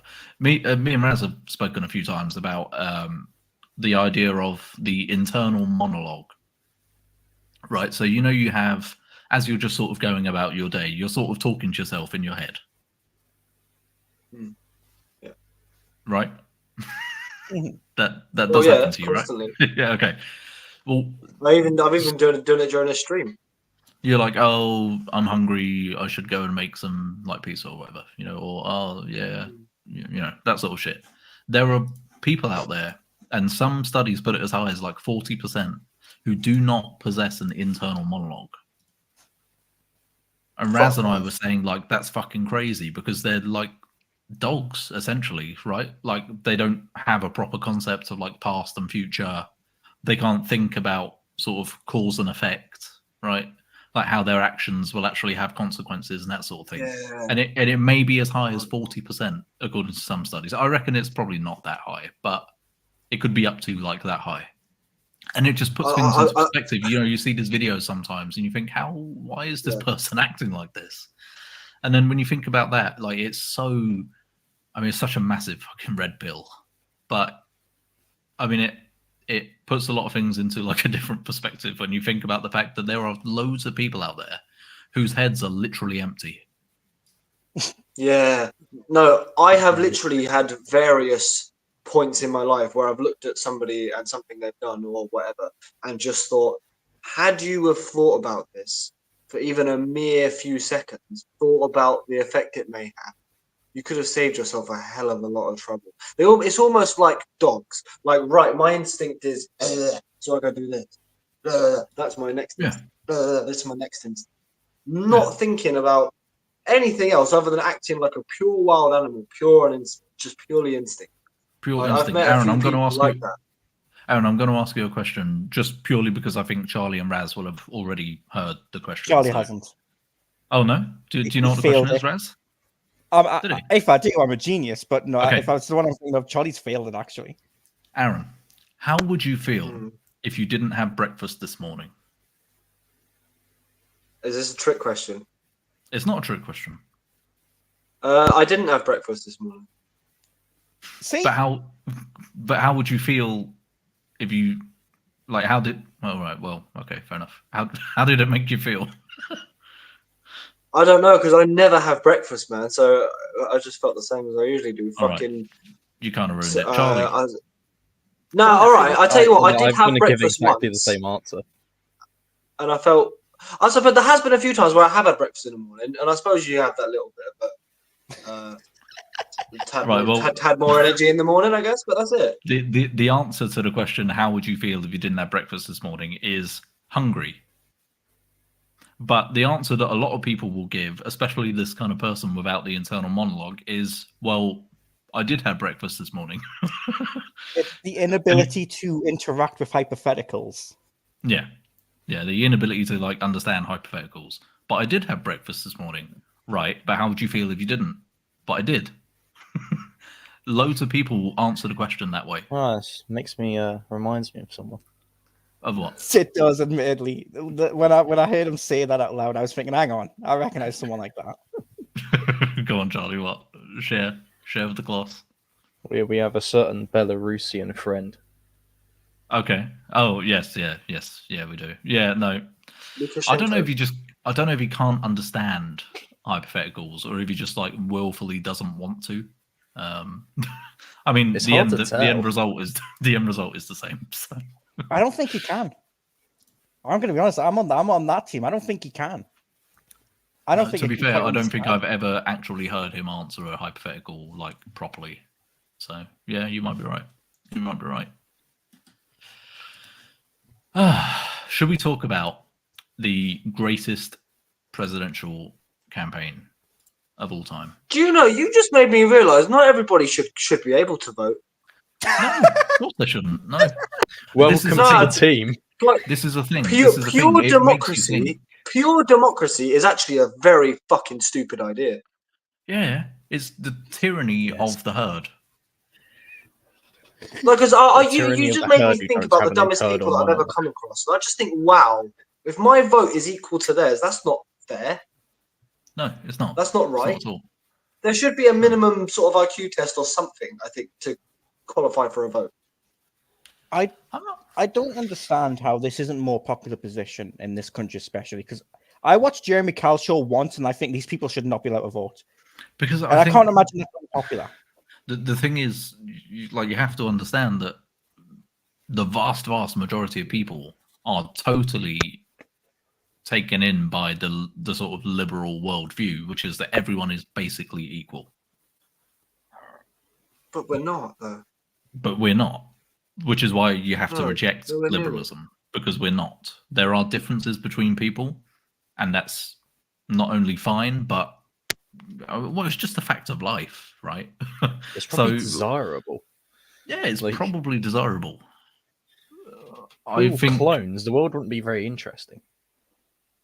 yeah, I mean, just look at the caliber of our politicians and how much that has sort of decreased in the last decades. Wow.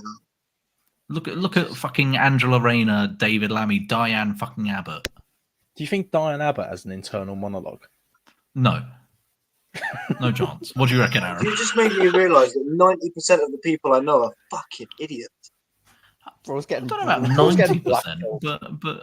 but yeah, like a fair No, amount, man. a Yeah. hell of a lot. The people are fucking idiots. I remember, so this is a story I've probably told you many times, but I remember coming home from work the day that the Brexit vote happened. This was when my interest in politics really got kicked off.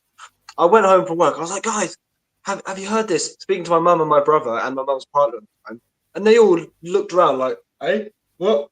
You talking about that politics again? Shit like that. Like, oh, Yeah. that thing that's affecting my life that I should probably be aware of. No. How about this instinct over here? You know what I mean? Hmm. Well, yeah, a family Yeah, member really? of mine. I asked a family member of mine how she was going to vote during the Brexit vote, and she said, and I quote, "I'm going to vote leave because I don't want to join the EU because they'll make us use the euro." I remember you telling me that. Yeah. And I mean, I don't even obviously have to explain it, but I'm going to anyway, right? I was like, we're already in the EU. That's why Yeah, it's a I've vote got a to worse leave one. or remain, and we don't use the fucking euro. Go I've on. got a far worse one. I was speaking to somebody a while ago who was friends with somebody that I used to know or whatever, loose sort of association or whatever. And I was talking about, I can't remember exactly what I was talking about, but I was talking about Europe as in the landmass, not the EU. I said Europe, right? And she goes, but we left Europe. I was like, no, we haven't left Europe. We haven't picked the country up and fucking moved it. We've left a No. political union. And she's like, no, we left Europe. We definitely left Europe. I was like, no, we can't leave Europe. We can't leave Europe 'cause Unless, we were never in unless it, you're but going to fucking cut the country and just lift the country up and fucking move it. What? just was like, what? just float it off into the Atlantic. No, And we this very just need same to person- fire us off into orbit. Just This very same person was insisting to me that Cornwall is a country. I said, no, it's definitely not. I said to her, so who's the Prime Minister of Cornwall then at the time? I said, it's Rishi Sunak. You fucking... Oh. Like, you know when you have to give up, you can't continue talking because you just have to give up because you're literally banging your head against the wall. Like, fuck Yeah. it. Definitely shouldn't be allowed to vote. Yeah, so this is the fundamental issue with democracy. Go on, Raz. No, it's gonna be sexist. That's fine. Okay. No, go It's for the it. fundamental I'm just kidding. fundamental issue with democracy is that, and liberalism in general, the entire sort of liberal project, is that we are not all the same. There is difference, and that difference is not necessarily a bad thing. In fact, as Charlie said, it's desirable, to be honest. And we should sort of work according to that rather than attempting to sort of impose this abstraction onto reality. The more that we pretend that we're all the same, the more that we sort of push back against this sort of fundamental sort of fabric of reality, the worse things get. It makes much more sense to work with how things are. You see what I mean? Like, just your principles should really be in accordance with how the world is. Chances are you'll get better results when you do things that way. You have to concede to reality. Like, Exactly. Yes. you have to. Exactly. I mean, C.S. Lewis, That's a good way of putting it.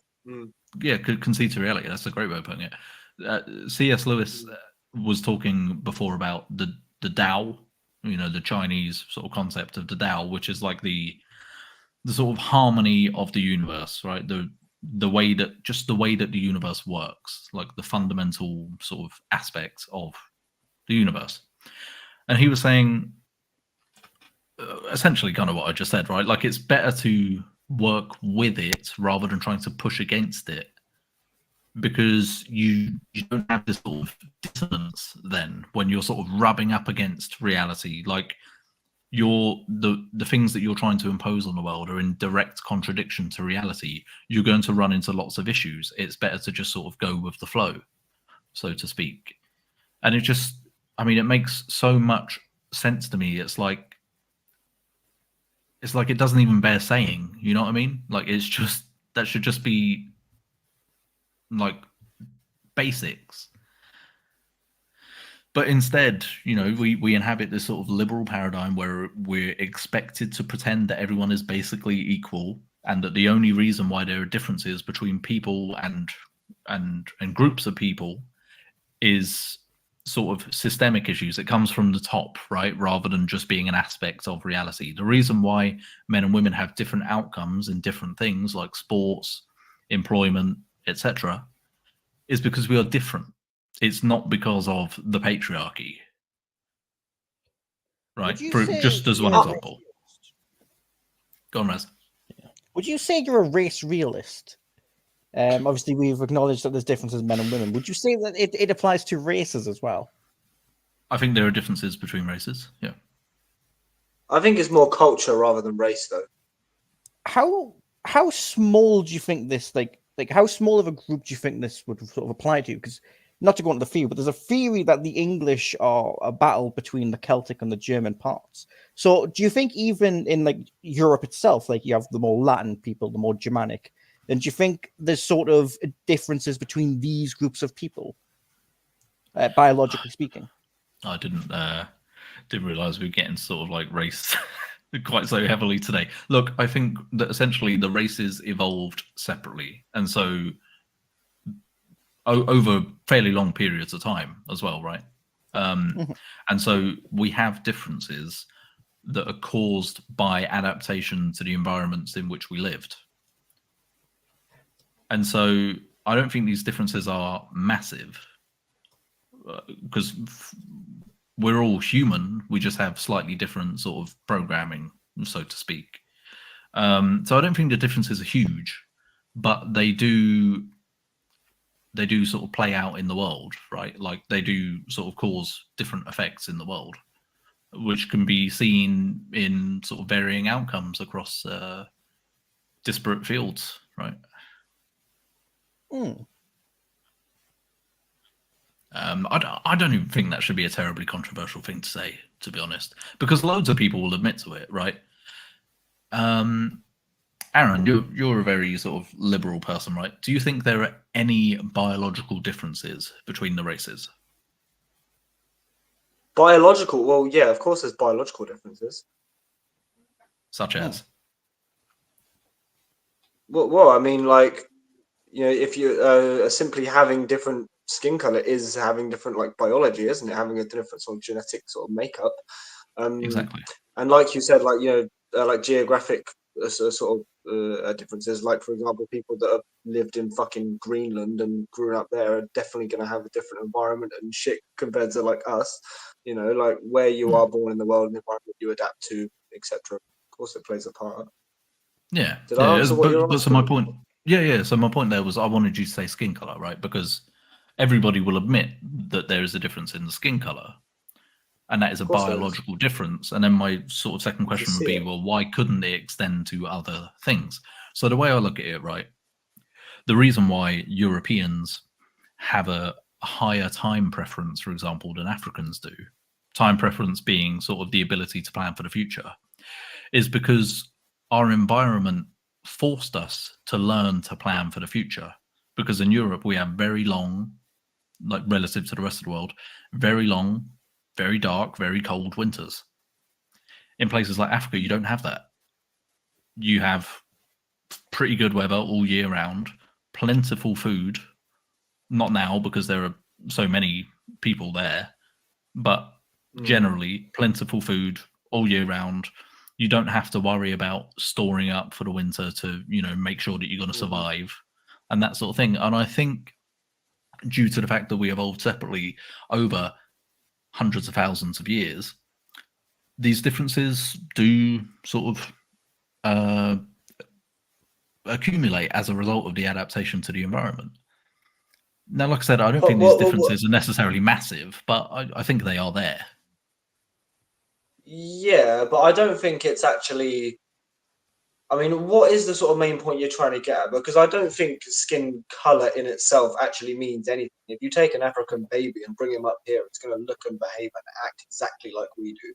It's a culture thing rather than. I don't think it's anything to do with skin color. But that's the thing. I'm not talking about skin color. I'm talking about race. You know what I mean? And skin color is just one aspect of that. Well, so it's skin color, culture. I want you to define race quickly, like so I can understand what you mean. Well, I mean, you could look at it in two different senses, really. You could look at it as like Europeans, Africans, Asians, etc., etc., or you could look at it in a sort of more granular sense of like the English, the French, the Germans. But and I think there are slight differences there, but we sort of split up such a short time ago, like relatively speaking, that it doesn't make that much of a difference. That's more about culture, those differences. I would say. The Karelians, who are people in the northernmost regions of France, are some of the smartest people in Russia. With an IQ of 100.9. I don't know what that means. But no, they are the highest IQ. They're beat by Moscow and St. Petersburg, which, interestingly enough, St. Petersburg is also in one of the most northern areas of Russia. So it would say even in Russia, the same trend can be found. It'd be beaten out by those places, though, because those are like the two largest cities in Russia, so they probably have very prestigious universities and stuff. But yeah, I mean, I don't even think it's sort of like that deep or that big of a thing. I don't really attribute any sort of moral sort of value to it. In a fundamental sense, we are all equal, right? We're all equal in the eyes of God. But I just think it's okay to be able to sort of admit these differences and stop pretending that they aren't there. Oh, of course. I mean, like, everybody's fucking different. I mean, pretending that we're all the same is literally just. I mean, I don't know what purpose that serves. It doesn't serve one for me. No, I mean, there are differences between people and groups of people. The reason why we are able to differentiate between people and groups of people is because of these differences. Yeah, and that's not necessarily a bad or good thing. Like, some cultures are good at better at other things than we are, and we're better at other things than they are. Like, you know, it's not even a. Well, I mean, better than just kind of thing. One very good example, I think, is if you look at sports like the Olympics, for example. Europeans absolutely dominate the weightlifting categories. Africans absolutely dominate the running categories, right? And this is probably due to like very subtle differences in the sort of physiology, based on, as I said, adaptations to the environments in which we evolved. And anyway, yeah, like I say, I don't think there's any sort of moral content to that or sort of like value judgments. Like for me personally, to be made from that, I just think, you know, we don't have to pretend to be the same, to be honest. And I think a lot of the disparities that we always talk about, which are laid at the feet of like systemic oppression, like systemic disadvantages, can more simply be put down to these differences plus differences in culture. Yeah, I've just realised, because I was thinking about the intelligence point a lot. You know, because we started from a point of like, oh, you should be allowed to vote unless you're this intelligent. But the problem is, it actually takes a little bit of intelligence to realise that you're not intelligent. That's why that would never actually happen. You know what I mean? Because if you really have no intelligence, you wouldn't be able to realise that you're not intelligent. Yeah, absolutely. But whilst I'm on that, I just want to make a quick point. I feel like, the minimum threshold to be able to vote in a UK election is to be able to pretty much explain how sort of parliament works, what it is that you're voting for, and what effect it may or may not have, and probably have a bit of some geographical knowledge about the UK. Like if I ask you where is Edinburgh, can you tell me? You should probably know what the country looks like a little bit in terms of on the map. Understand how parliament works. Probably there's some sort of basic threshold around there somewhere, I think. The problem with that is, though, then a lot of like poor people would like not be able to vote, and they're very right wing. So you are kind of like giving the left a win there. Well, at the end of yeah, but I think if you genuinely don't know what it is that you're fucking doing, you probably shouldn't be doing it. Yeah, but I think The left are incredibly intelligent, but they don't know what they're doing. Yeah, I mean, yeah, Raz is right. The unfortunate thing is with these kind of the unfortunate thing is that these kind of voting restrictions would actually hamper our cause. Unfortunately, I think the way they used to do it, where it was based on land ownership, was better, to be honest, because that ensures that the only people voting are people who have a stake in the stability and continuity of the nation. So they're inherently going to be quite conservative or have people. kids. Or have kids, sure, yeah, sure. Because you have to have a stake in the nation, right? I think where we went wrong in allowing everybody to vote is that you can have these radical, like, 19, 20-year-old university students learning about fucking, I don't know, Hegelian dialectics or whatever at uni, being allowed to vote just purely based on whatever bullshit they're into. They don't actually have a stake in the system. Like, they've never had a job, they've never paid tax, right? They don't plan on having children. They actually consciously want to tear down the system. Why would you allow them to vote? Would it not be fair to say that everyone in everyone who's English has sort of a stake in England? Even if I don't think so. They aren't landowners, because at the end of the day, like if the economy is in shambles, then that affects everyone, and not just the landowners. I think there is a massive class, unfortunately, of like English sort of leftists, like university leftists, who, I've spoken about that distinction before between the anywheres and the somewheres. I'll just explain it quickly for viewers. People who are anywheres are people who take their sense of identity from abstractions. So their sort of ideology imparts their identity to them. So are you a member of the queer community or the black community or whatever? People who are somewheres take their sense of identity from the social relations that they have to the people around them. So it's your relationships with, your mum, your dad, your brothers, your sisters, your cousins, the lady down the road, the kids that you went to school with, right? You're actually grounded. You take your identity from the place that you live in. I think there are a lot of anywhere people who, yeah, they're English, yeah, they've lived here their whole lives or whatever, do not give a shit about the country actually, because they would just as happily fuck off to, Spain or whatever. They don't actually feel any sense of connection to England, despite being of it. Unfortunately, would it then not be fair to simply make it so you can't leave the country?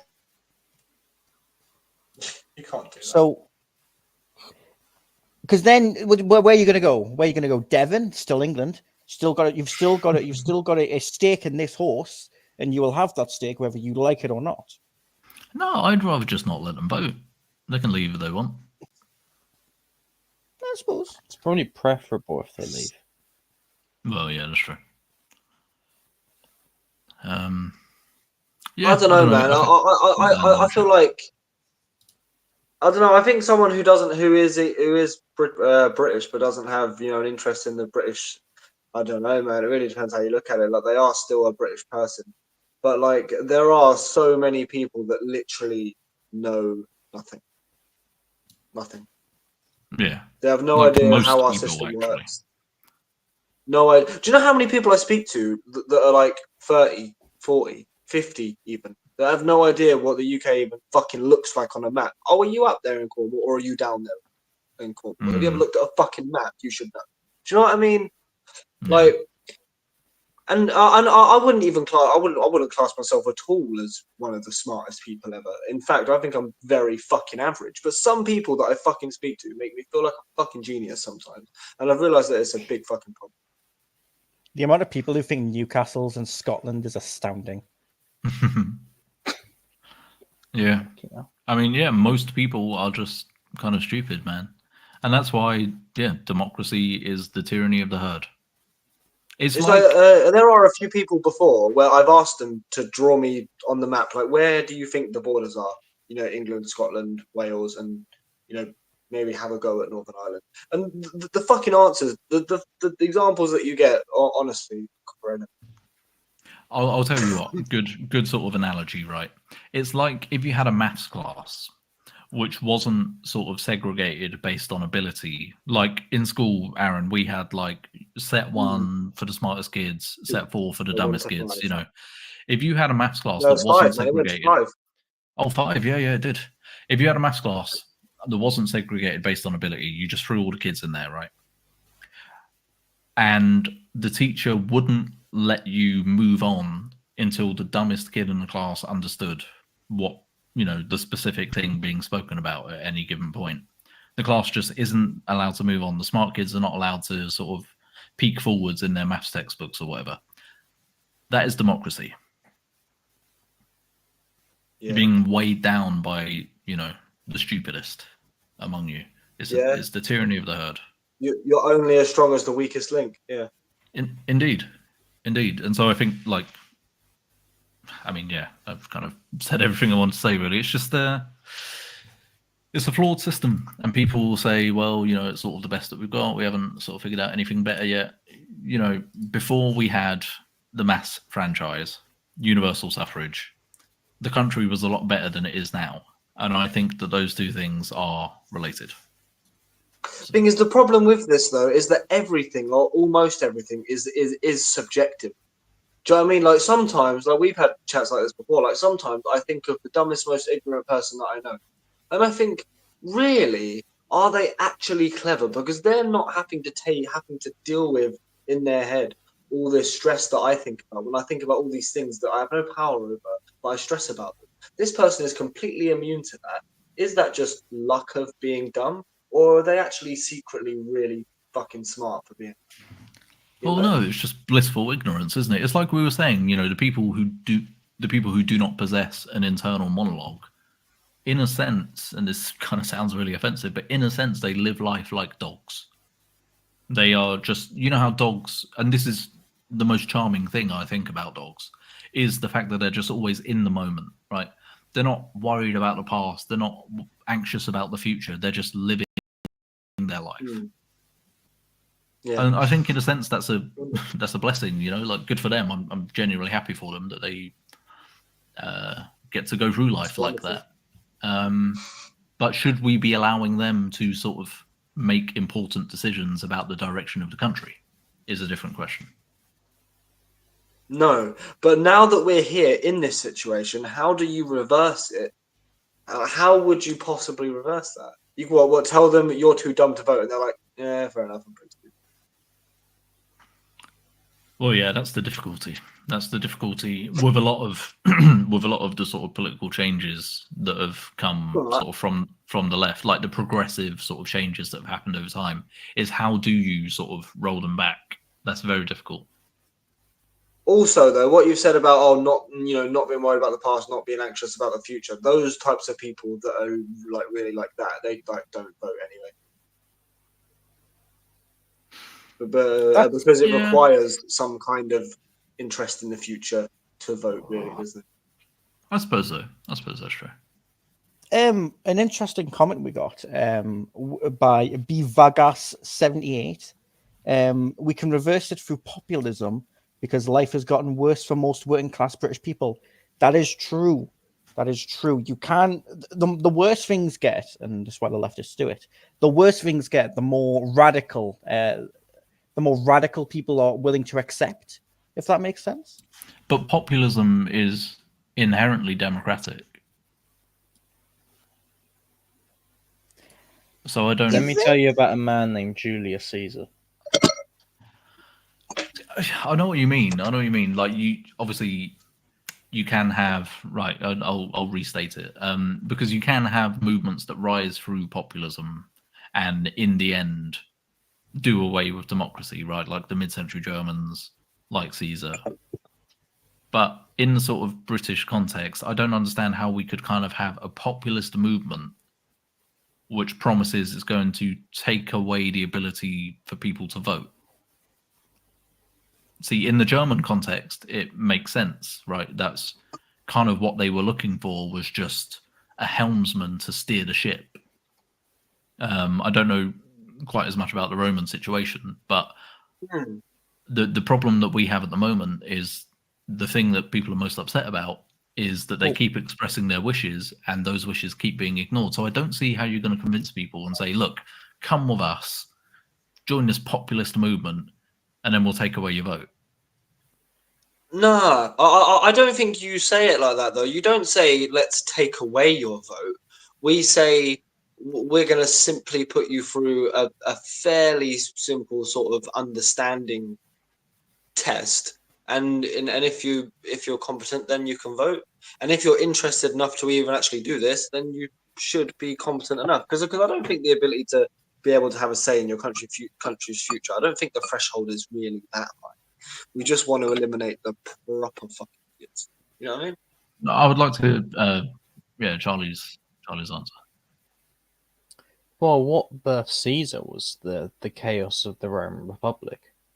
They couldn't guarantee a future for its citizens, and it was just completely dysfunctional. So, and we have a fairly similar issue now. Loads of foreigners. Like Well, in Rome. let me. Well, yeah, that was a problem. The amount of slaves that Rome had taken from its conquests had made it, like, employment for the average Roman citizen like almost impossible to find, because every job was occupied by a slave. Yeah, driving down the wages. Yeah. So I just wanted to say, and then I'll let you continue. Would you, I guess, sort of, would you put it forward to people in terms of leave it up to us? We know what you want, and we're going to make it happen. That sort of thing, or no. Honestly, it's. I think the biggest bridge you have to cross with this question is a question of trust. Do you trust this person to do what you want them to do? Mm-hmm. Because people will follow a dictator if he is benevolent and he gives the people what they want. I feel like we should return to the classical definition of a dictator. It's a much better definition. Yeah. Sorry, Raz? The classical definition of a dictator was that it would be a temporary measure taken in times of crisis. So, Charlie, I'm sure you can speak on it better than I can, but essentially it was the sort of thing, right, look, we're in a massive crisis. We're just going to have a dictator for 6 months or a year or whatever until it's done. And then it's expected that he will stand down, and they sort of would. But Charlie, you can speak on that more than I can. Yeah, Rome did this all the time when it went to war. It was generally considered, especially during quite significant conflicts, it was easier to just concentrate all of the power and the military capabilities of the Roman state into a single individual, so he can just make a decision and it'll be done, instead of having to wrangle the Republican system and all the Democrat and the voting system, trying to get through all of this mess. Convincing the senators to vote through his legislation or whatever. Yeah. B. Vargas is leaving a lot of comments. Thank you very much. He says, dictatorship can be a slippery slope, though. Caesar and Augustus achieved great things for Rome, but afterwards it went pear-shaped. Can you speak on that, Charlie?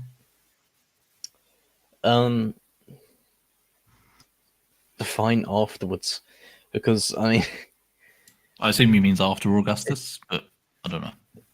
after Augustus, I'm trying to think. Or yeah, Vargas, Yeah. if you can clarify exactly what you mean by your question. Following I'll try. Augustus, you do get a number of questionable emperors. People like Nero and Caligula. Yeah, so the Julio-Claudian dynasty. The thing is, though, is the state that Caesar and Augustus has created had effectively. Well, it was almost fine in a way for these people to be mental, because all the other systems of the state were functioning fine. So everything's in working order, and then you just have the emperor over there being like a lunatic. And that all worked fine for a while. The issue, and this is when the Roman Empire starts to fall apart, during the crisis of the 3rd century, is when the systems of the empire outside the reach of the emperor himself, so like the provinces and the legions, stuff like that, when they start to fail, that's when the system starts to come apart. So you could almost have a situation where, yeah, you could have a bad dictator. He might be a bit of a lunatic or something like this. If you sort of keep him away from sort of the things that need to function, you can sort of let him do his thing.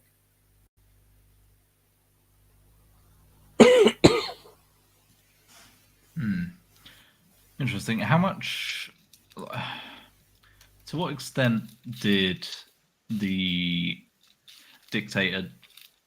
Obviously, he has to like delegate a lot of things, I suppose, right? So, to what extent does a dictator's success depend on him being a great man himself? Like, what's the balance between his own personal sort of strengths and the sort of what would be like the Roman equivalent, like his like civil service? You know what I mean? Oh, well, I'd imagine you'd need to have some sort of established previous political or military career. To be fair, the use of dictators was a thing during the Republican era, which is not my strong suit when it comes to Rome. I'm much more better with the Empire.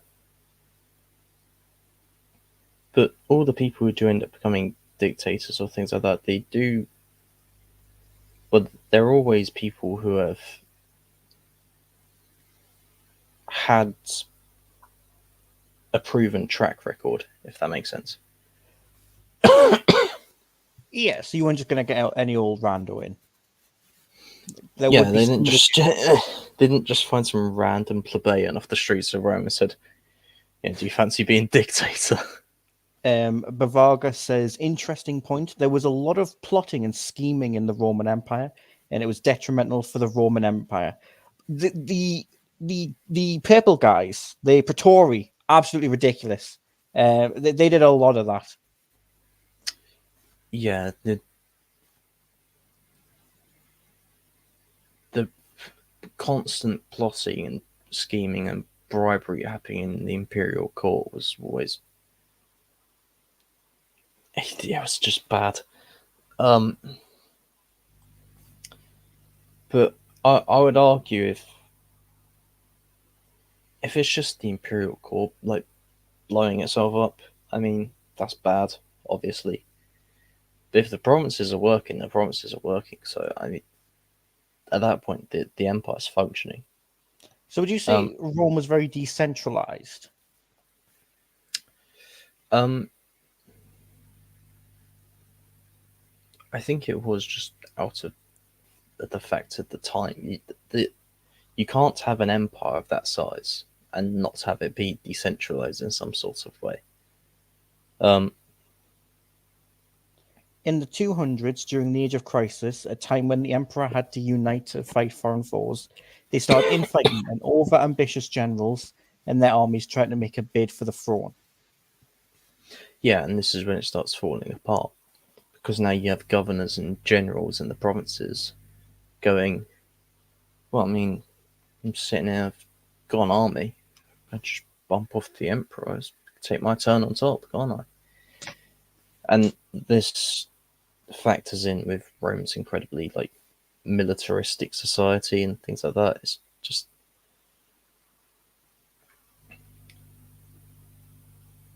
everyone in Rome is ambitious and power hungry and wants violence in some way or another.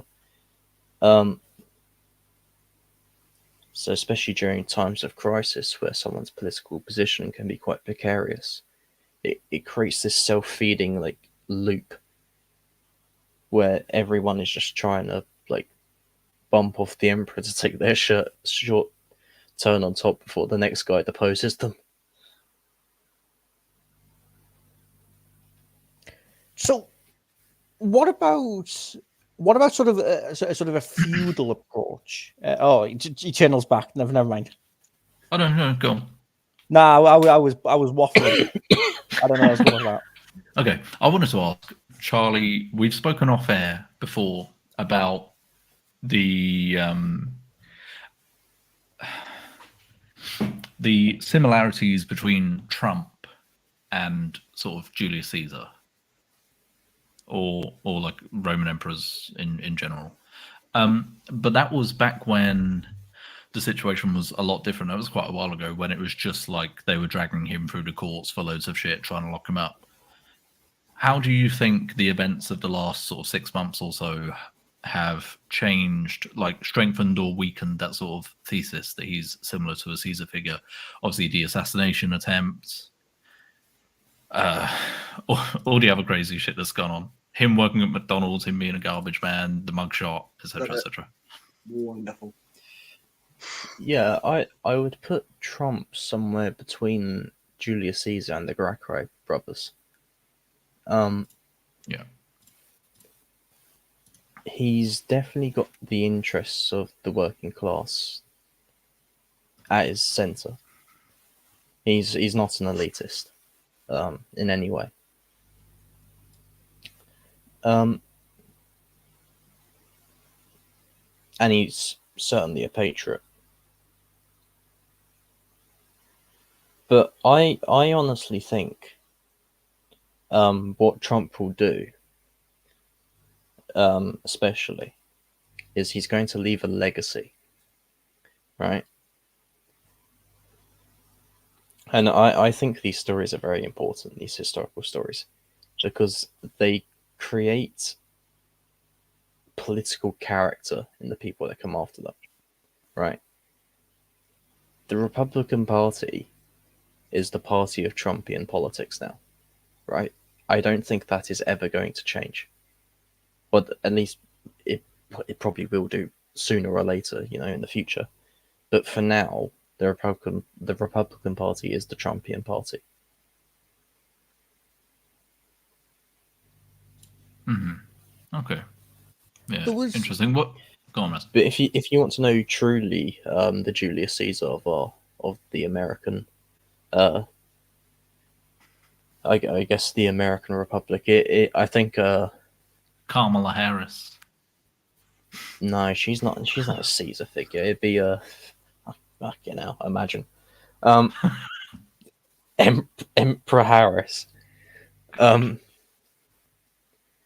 No, I'm just saying, Baron Trump, he's Yes. definitely got some social media presence, definitely. Yep. And I know he's at that age. I know he sees the memes of him. Absolutely. All the Dark Baron edits. Exactly. He will be the first emperor of the American Empire. I'm calling it right now. We can hope. We can There was hope. also something else, sort of the idea that I remember you talking about off stream. Sort of the idea of Donald Trump creating the American ethnic identity. Sorry, Yeah. dude. There you go. Yeah, sorry. Yeah, so this was that's a great picture. This was something I've been sort of musing over a little bit. And I've always thought America is a propositional nation, right? It's not created out of an ethnic identity, it's created out of an idea. And I just thought, well, the Americans don't really have like an ethnic identity, do they? So how from an American position do you justify saying this land is ours? Right? Yeah, Because- I mean, I think once upon a time they had a sort of ethnic identity, but at some point along the way, it's been lost.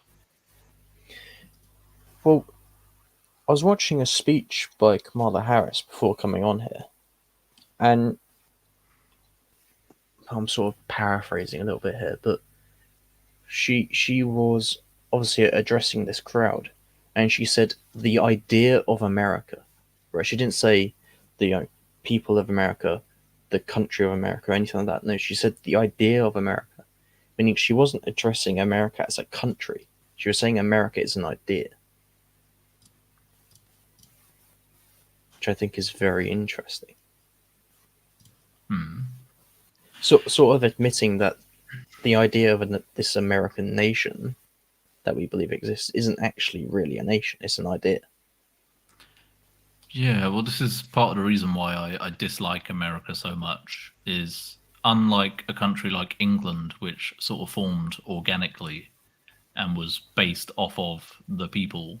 Like England is the land of the English, that's why it's called that. You know, nobody ever sort of sat around a table and wrote down, you know, a little contract or whatever and said, right, you know, starting tomorrow there will be a country here. It just kind of happened. Same for like France, same for lots of other countries like China, right, or Iran or something.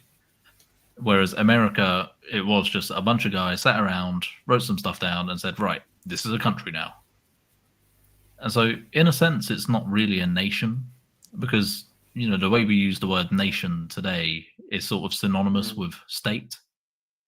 But nationhood is based on the people, right? The English are a nation. We're sort of using the word wrong when we say that England is a nation. Yeah. The English are a nation, and the land that they inhabit is called England. You know, so in a sense, I guess these sort of propositional nations, and even to call it that is wrong, these propositional like countries, yeah, they could never be nations, really. Unless you're sort of unifying people who already have a sort of ethnic identity, like the Germans, for example, right? Germany didn't come into existence until 1871, but they kind of all already There was thought of already the themselves as concept Germans, of right? the It German was just, people. yeah, that's kind of why it was created. So that's kind of different. But a place like America wasn't based on sort of nationalist principles of we as a people are creating a homeland. It was something entirely different, right? Yeah. It was an idea, you know. But I think what Trump will do, though, one of his lasting legacies of his presidency, will be he will give the American people an ethnic identity as Americans. A little bit artificial, sure, and it'll take a few decades probably to smooth out the edges. But I think something will emerge from this. I don't know. I don't really hold out much hope for the future of America, to be honest. And I don't know if that's just wishful thinking. But you know, empires have a lifespan of like 250 years, right? And the US is a little over 250 years at this point, I suppose, isn't it? Yeah, but it's only been an empire for like 70. I suppose that's true. Yeah. That's true. Yeah. No, good point. Good point. But it is definitely fraying. You know, there's so much tension in America, especially You know, we think our demographics are bad. Their demographics are dreadful. I don't remember. We're like 74% white British. Pretty sure the white population of America is lower than that. Probably. But that's because they don't have an ethnic identity. I think they need to create one. That's the thing. Because again, America is an idea, right? And ideas are great and all, but you can't build a nation on an idea. You build a nation on its people. America's 75% white. Really? The number that I can see here says 57.8. Oh. Blimey. But yeah, I don't know. I guess it's kind of hard to tell. Well, it depends on what you mean as white. I mean, you include the depends if Italians you in that. it depends if you include the Hispanics, yeah, because they're 18.7%, Mm. and then blacks are 12%. Although actually, sorry, these numbers are from 2010, so it's probably even lower. Mine's from 2023. I don't know, but anyway, I don't think the US is going to be able to create an ethnic identity. That's the thing, because it's already such a diverse country. Well,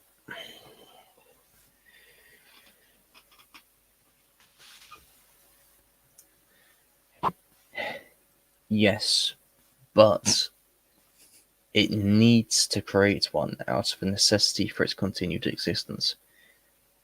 And I don't think Trump is consciously creating one, but I think he is creating one because Trump is, ironically enough, a unifier. As much as the media might claim he's divisive and all this, among the Trumpian crowd, all they care about is, are you an American, right? Yeah. There's no more But that's a debate national about identity, not an ethnic one. Sure, but we'll expand on this because in the past, America's had all of its race issues, starting with slavery, and you've got segregation, blah blah blah. Issues. Yeah, they've had issues between different ethnicities and races and stuff like that. But that's all dying in the face of Trump's ideology. Like, ironically enough, Trump has probably done quite a lot to bring the different people of America together into one group. He's definitely more the unifier candidate than Harris is, definitely. Well, the Dems are the sort of opposites. They're the party of division. Yeah, Right? absolutely. Absolutely, yeah. And it's this sort of fight between a unifier and the dividers that I think is creating this sort of American, the seeds of this sort of American ethnic identity that I think will be sort of born from this. So I suppose the question supposed to be raised, what do you think an American is, Charlie?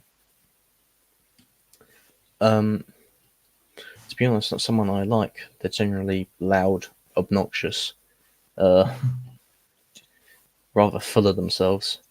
Hubris is the lesson the Americans need to learn, severely. How would you define American? I understand I'm falling into sort of Eternal's last video's sort of trap, but Yeah. how would you define American?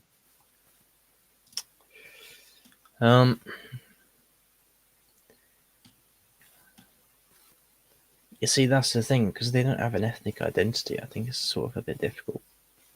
I can give you a very plain answer and say a citizen of the United States. Because that's the problem, because America is kind of an idea, right? It's Yeah. as long as you subscribe to the American ideal and you know, that sort of thing, you're an American. You're just as American as anybody else, and that's I don't know. It could work like in an ideal world, I guess, but like in reality, it just doesn't work because when you have different identities, especially paired with when you have a multi-ethnic state paired with democracy inevitably ends up like the entire politics of the country inevitably ends up being about fighting between the different groups. Right, fighting, you know, sort of at the ballot box rather than physical fighting, but you're just sort of, it becomes like a zero-sum game, right? We want more stuff and like more benefits and privileges, and we want the other groups to have less of these benefits and these privileges. I don't know if I would entirely agree. So if you had a member, if you had like a member of like ISIS, okay, and he was an American citizen, I feel like you could say he's not a good American. And I feel like other Americans could, who aren't a member of ISIS, could say that he is a bad American. Would we all agree with that? Yeah. But he would still be an American. Sure, but he'd be a bad American, which implies there are actually already sort of requirements to being American beyond the simple citizenship or simple being of America by virtue of the fact that someone can be a bad American. And I think the fundamental part of like what is an American would probably be someone who supports the Constitution, who believes in sort of the sanctity of the Constitution. And in that perspective, I would actually probably consider America probably more of an ethno state. I feel like the vast majority of Americans would support, sort of agree with the sanctity of the Constitution. And I think that's what makes you American. And I think that in of itself could be considered its own ethnic identity. The problem is I don't think many people would look at it like that. No. But I feel like they might not acknowledge they do, but I feel like most people would. 'Cause again, I feel like most people in America would look at the ISIS member and say, "You're not being a good American." No, but I just feel like, for example, African Americans are always going to consider themselves African Americans. Sure, but the majority of state, I'm not entirely sure on the black community, but I feel like the majority of them would be like, they wouldn't want to violate people's rights, if that makes sense. Or at least they'd know doing so would be wrong. Whether they do it anyway, it's a different question. But most of them would acknowledge that doing so would be wrong, which is a product of the Constitution. I mean, libertarianism is by far the most American ideology ever. So I think even though a lot of like the black people, obviously they gun each other down all the time, but I think they'd acknowledge that what they're doing is morally wrong. And I think in doing so, they are acknowledging that they are still American, even if they prance around as like not being American. They still are, by virtue of being, of sort of believing in the Constitution and the idea of rights.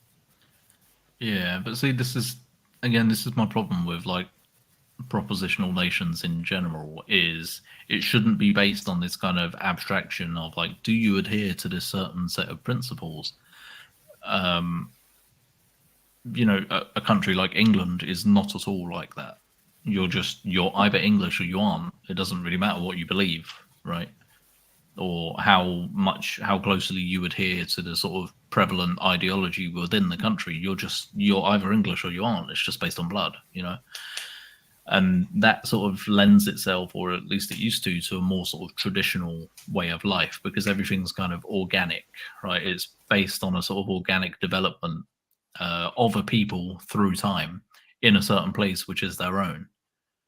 Problem is with a place like America is it's created based on an agreement. Like I said, people sitting around signing a bit of paper. The people contained within it. Therefore, I mean, America just has at its foundation just incredibly liberal worldview, which is why anybody can be an American as long as they subscribe to a certain set of ideals. And I just think that, I mean, historically has not been the case. You know, for the entirety of human history, people have always had a sense of themselves which comes from just who they are a product of, rather than what ideals they sort of subscribe to. So you see, like I was saying earlier about the sort of anywheres and the somewheres, I feel like this is a big part of why America wants to destroy the old world in general, is because the old world is a place of somewheres, people who are somewheres, whereas places like America, for example, is a nation of anywheres. Mm. I don't know. I just think it's shit. Basically, I prefer the old world mentality. I just think it's better. It makes more sense.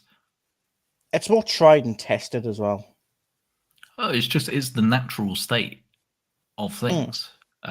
Whereas this sort of more liberal thing is obviously a product of the Enlightenment. Charlie, what do you think? I'm just thinking of the actual founding of America. Like when it was actually like the actual act of that itself. And I just think, did none of them find it weird that they were just sat around a table, like just formulating a nation? I don't think so, because they were Enlightenment, rationalist, liberal people. So they did kind of. I mean, it's such a fundamental distinction, but like they had this idea that you can just create things in your mind, abstractions, blueprints for how you would like the world to be, and then just superimpose it onto the top of reality. Whereas the old world mentality is that these things have to develop organically, and you can't just create a blueprint for a society. But I'm just thinking, surely one of them must have just been sitting there going like, well, this isn't how any other nations formed. Well, no, but that's the whole No. American experiment, isn't it? But that was the point. It was a very progressive thing to do. We're going to create a nation which is based on adherence to these rational ideals that we hold. Like I say, I think that's why America has been trying ever since its inception to destroy the old world, and succeeding, to be honest. Most of Europe now thinks about a lot of these things on sort of American lines. That's why Axel Ruda Cabana is apparently Welsh. Because of the magic soil, you know, which America believes in. Yeah. But even then, you know, if we define American as someone who believes in the Constitution, then that's not really a question of soil. That's a question. No, but America can't do things by blood, though, can it? No, but that's why it does it through sort of belief. But if you were born there, you're like automatically American. So it's the kind of thing. It's magic soil plus if you're from elsewhere but you want to become a part of it, then you can. Yeah. Which again, you know, there's absolutely no basis in this sort of organic development of a people there, and that's why I think America, to an extent, cannot be considered a nation, because there is no people for whom it is a homeland. There's no single people for whom it is a homeland, at least. Was it even meant to be a nation of sorts? Because the early sort of, because obviously before Abraham Lincoln, America was a union of independent states. Yeah. So the idea of sort of like America shouldn't have, or at least wouldn't have really been considered by the founding fathers. It would have been by states, and sort of the United States was just sort of the overarching bracket. Yeah. Well, I think again, it was a liberal project and therefore a sort of progressive project. So I think the aim would have kind of been, maybe subconsciously, but it would have been there to some extent, to not do things in this traditional way, which is based on exclusionary criteria such as blood. Because we're all basically the same, right? So as long as you want to be one of us, then hey, welcome aboard. Whereas the old world mentality is, well, you're not one of us.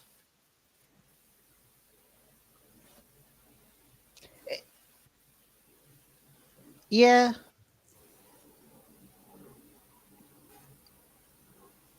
Yeah, no, I guess I'd agree. Yeah, I mean, I just obviously people can have different views on whether or not this stuff is like a good thing or whatever. Obviously, I reject it, as I reject the rest of the Enlightenment. But yeah, I just think, yeah, these are the facts of the matter, I suppose. Yeah. But you don't really get this with like any of the other like American countries, do you? I mean, you never get like Mexico talking about this, or like Chile and that. And realistically, they should be in the same position of the Yankees. Not really. Yeah, I don't know as much about their like particular situations, but from my understanding, the way the Latin American nations gained independence was usually governors of the colonies just declaring themselves king of a new nation and then just revolting against the Spanish or the Portuguese throne. And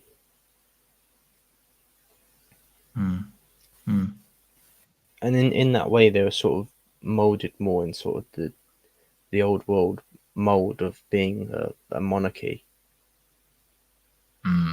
Sure. But then they do still have all this sort of issue of all essentially being Spanish. So yeah, it's a very common issue. We've got Vargas is still leaving loads of comments. I do have to disagree with some of his most recent comments, unfortunately. Vargas says Anglos and Saxons are German, not true British, as in the Celts. That's not true. The English are a Celto-Germanic people. The average Englishman has 60 to 90% Celtic blood and 10 to 40% Anglo-Saxon blood. So although our culture and our language is Germanic, and sort of every part of our identity is to an extent Germanic, actually we are like native Britons. Just with a mixture of the Anglo-Saxon settlers. I would agree that the Anglos and Saxons are Germanic or German, but I think the Anglo-Saxons, which I would create a distinction between, would be sort of Britain. Where were the Anglo-Saxons before Britain? Well, they weren't anywhere because they didn't exist. The Anglo and the Saxons were sort of a different people. And the native Britons, the ones that weren't genocided by the Irish, the native Britons sort of mingled with the Anglos and the Saxons, which I think you could say was sort of the genesis of English, of the English. Yeah, absolutely. That was the ethnogenesis. Yeah. I mean, you can look at the sort of, the foundation of a lot of like Anglo-Saxon kingdoms. I mean, I talk about it a lot, but Bernicia was a Celtic kingdom before it was taken over by the Anglo-Saxons called Bruneic. Charlie, the fan of Wessex was conquered, and it was, I can't quite remember the name, but it was something to do with the Isle of Wight. That's where Wessex comes from. It was a Celtic tribe or kingdom, that was conquered, and it became Wessex. But it was the same country, just under new management, I guess you could say. So the Anglo-Saxon kingdoms, which would later become England itself, were a continuation of the Celtic kingdoms that came before it. And I don't think you can really differ. Like, I suppose you could differentiate the two, sure, but there is a very clear lineage here. From the fall of Rome and the creation of the Romano-Celtic kingdoms to the unification of England. Yeah, that's why sort of in what I was saying, because you said about making a distinction between the Anglos, the Saxons, and the Anglo-Saxons. I guess that's why I preferred to just use the term English there, because we would say that like the native Celts of what we now call England and the Anglo-Saxons, who you're right, formed obviously of the Anglos and the Saxons, but the English are what you get when you add the native Celts with the Anglo-Saxons, you know? Like, and yeah, I you mean, can- me and Charlie have said before, like, yeah, we're a Celto-Germanic people. I think that's a good way of putting it. Because the earlier Anglo-Saxon kingdoms wouldn't have referred to themselves as Anglo-Saxons. No, Obviously, no. you had the Angles in Northumbria, Mercia, East Anglia, the Saxons in Wessex, Sussex, and then you had the Jutes in Kent. So they definitely viewed themselves as independent from one another, until they all sort of assimilated into each other, which created a sort of homogenous sort of Anglo-Saxon identity. Well, it's King Athelstan of Wessex that drove the Vikings out of England and unified the Anglo-Saxon kingdoms. Yeah, in Sure, but I'd 927 AD. So I would actually argue this started a lot earlier, because King Oswald was an Anglo-Saxon. I wouldn't say he was an Anglo, so it would definitely have started a lot earlier on in sort of pre unification. well, I think the mix, first yeah. recorded use. I think the first recorded use of the term Anglo-Saxon is from the Venerable Bede, isn't it? Which is like 700s. Yeah, that would be like. I mean, he was best mates with Oswald, so aye. So a good like 200 years before Athelstan even unified England. You did no, sorry, not the term Anglo-Saxon, the term the English. So like the idea of the English people like predated the actual establishment of England by quite a long way. Alfred the Great has often been called the first king of England, despite not really being the first king of England, as we understand it. It was his dream, which Athelstan, obviously his grandson, later fulfilled. You know, later made into a reality by unifying the English peoples. Yeah. So even even when we say that England is over 1,000 years old, you know, it's actually even like the English are even older than that. It just obviously took a while to get around to 1,500 unifying. years old. Yeah. Just took a while to get unified. Yeah. And I know this is part of why I really hate like the US in general and just the idea of a propositional nation in general as well. You know, it might be a little bit like chauvinistic or whatever, but I just think I don't know, it's just better. This is based on something real. It's based on an actual history. It's based on, as I've said, like the organic development of a people through time. England is 1,569 years old. So the idea of the English, sorry. Oh, okay. And is that from Bede? No. When was Bede? It was like 700s, wasn't he? Oh yeah, no, I did it by Kent. I'll do it by Bede. I'll just have to find King Oswald, to be honest with you. 673 to 735. Yeah, sounds about right. So yeah, 1,300-ish. 1,424. Yeah. So nearly 1,500. Yeah. So, what does it mean to be English anyway? Do you mean the Romans or the Picts or the Angles or the Jutes? Fuck off. Or the Normans? Fuck off. They're such liars as well. Because the second slavery gets brought up, everyone knows what the English are now. Yeah. Yeah, And or but like I said in that essay/video, like who the English are when it comes to castigating us for the sins of our imperial ancestors. Mhm. Because what I would like is the next time we see like a Pakistani person claiming to be English, we'll just ask them why their ancestors did slavery. Why did your ancestors do colonization? They'll say, no, well, they didn't. Right? Yeah, no, I know they didn't. That's how I know you're not English. It's the slavery test to find out if you're English or not. Yeah.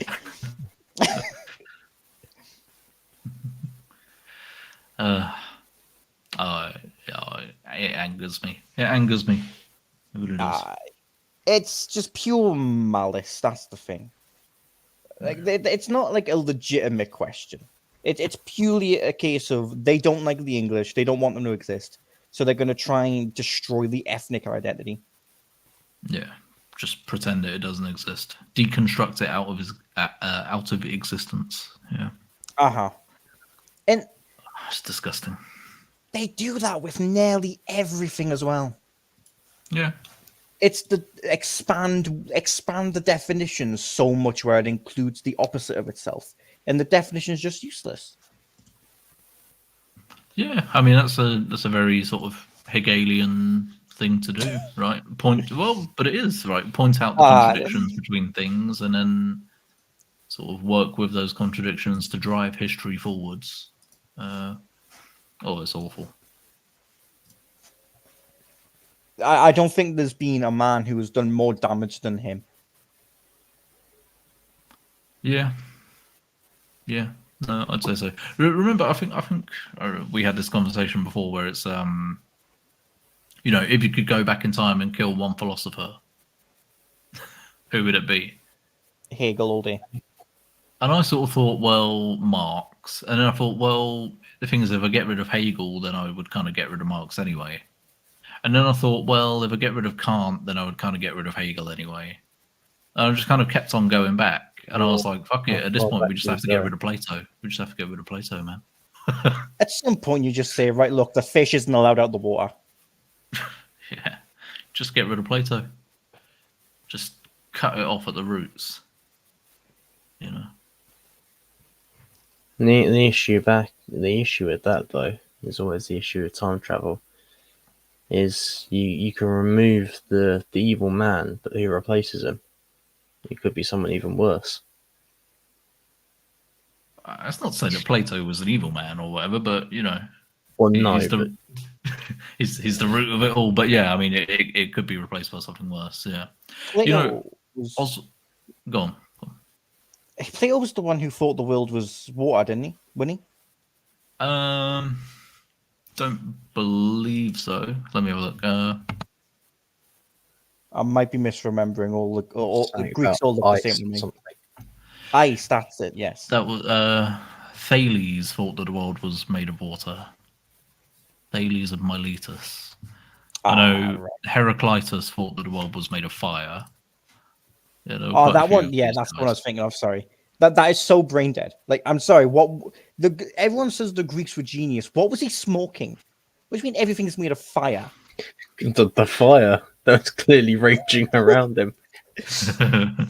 Yeah, I mean, they just had a very, very different view. Oswald Spengler thought that what we consider to be the height of Greek civilization, like Socrates and Plato, that sort of thing, was actually like the end of it, like its destruction.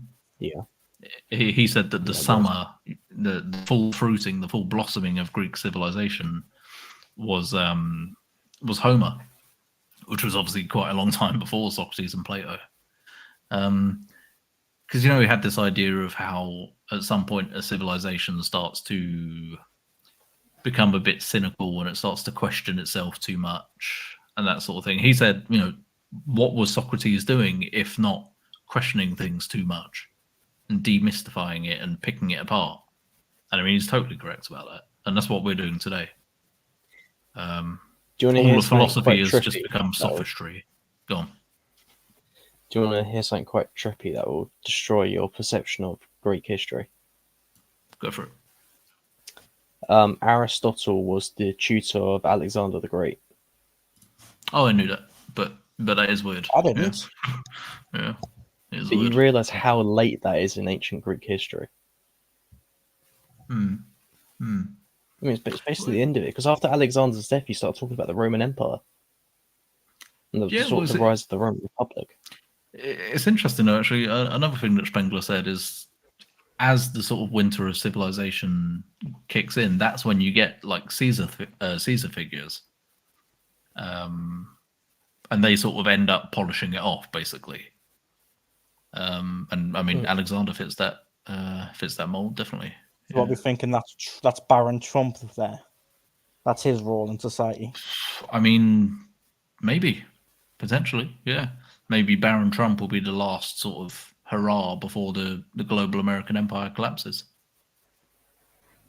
Well, Or he will do an Augustus and give it another few centuries of life. Maybe, but hopefully not. that does sort of. Well, that's exactly what I was just going to say. Obviously, Charlie thinks Trump's going to win. I think Kamala's going to win. Eternal? Do you think Kamala's going to win? What would you think that? I've seen just a looking fraud, to be honest with you. I'm just be like, they're just gonna fake it. Like, if it was legitimate, there's no chance. But they're just gonna fake the election again. So I do think she's just gonna win. This guy is my president. Well, but if you want the death to America, which I think we all want, I'm big friends with the Saudis in that. Would it not be in our interest to favor Kamala, as the death of America would then come swifter? Well, I'm we're part of the American Empire. Well, there is that. That's a part of it. But also, I'm just not a fan of accelerationism. I think my sort of takeaway from my reading of Spengler is, okay, we can see that the collapse is imminent in some sort of relative sense, right? By imminent, it could be 100 years or more. But okay, if it's going to collapse, if it's going to collapse, which it seems that it is, we should try and make it as we should try and sort of make the rest of it good and try to ensure that something can live on and sort of crawl out of the wreckage, right? That's why I remember we were talking about last time we were talking about Spengler and sort of like civilizational collapse. I was talking about how the systems have gotten so big that we can't really control them properly anymore, that sort of thing. And the reason why I think we need to scale everything back a little bit is to make that collapse less catastrophic. I mean, it will be catastrophic because it's a civilizational collapse, but just to try and ensure that, as I say, that something can kind of crawl out of the wreckage, right? And just sort of enjoy what time we have left. Sure, and I think, my prediction is that the next great superpower is going to be the European Union, or the European Federation, as I predict it'll be. And I think it's growing in the shadow of America, which is why nobody's really doing anything about it. And I think the quicker America's gone, just get rid of them, then I think we can acknowledge Germany as the big threat. Again, third time, I know it's getting ridiculous, this. But then I think we can also, the sooner the collapse comes, the sooner we can rebuild. And I think trying to delay it, I think that's just going to cause issues. Yeah, I don't know. What are you basing it on that you think Europe will be the next superpower? Because I don't see that at all. Like countries like Germany, for example, the economy is just as bad as in the UK. The issues with immigration are just as bad as with the UK. I think the next superpowers will unfortunately be countries like China, Russia. I think Germany gets one right-wing government, that's all fixed. It only takes one election, and that'll all be solved. But the thing is, like, places like Germany are more woke than we are. I disagree. I think France is the perfect example. France has mostly sort of gotten away from it somehow, but yeah. France would be right wing if the left didn't make their desperate last attempt. France would be a right wing government right now. Problem is, France is full of Arabs, full of Muslims, loads of Muslims. Sure. It's anywhere But- in Europe, no? they would be right wing now, and I think the same is true for a lot of Europe. I mean, Sweden's got a right wing government. Next Yeah. election, we very well might get a right wing government. Germany, like I can't, what's their right wing party called? The ADL or something? AFD. The AFD are doing amazing in the polls. Yeah. It Especially with looks young like people.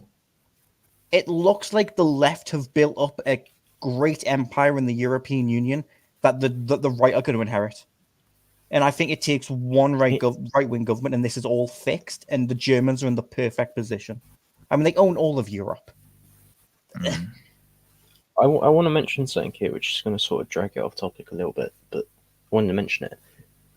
Why is it that in the UK and the US, right, the youth are really left wing, but in continental Europe they're incredibly right wing? English.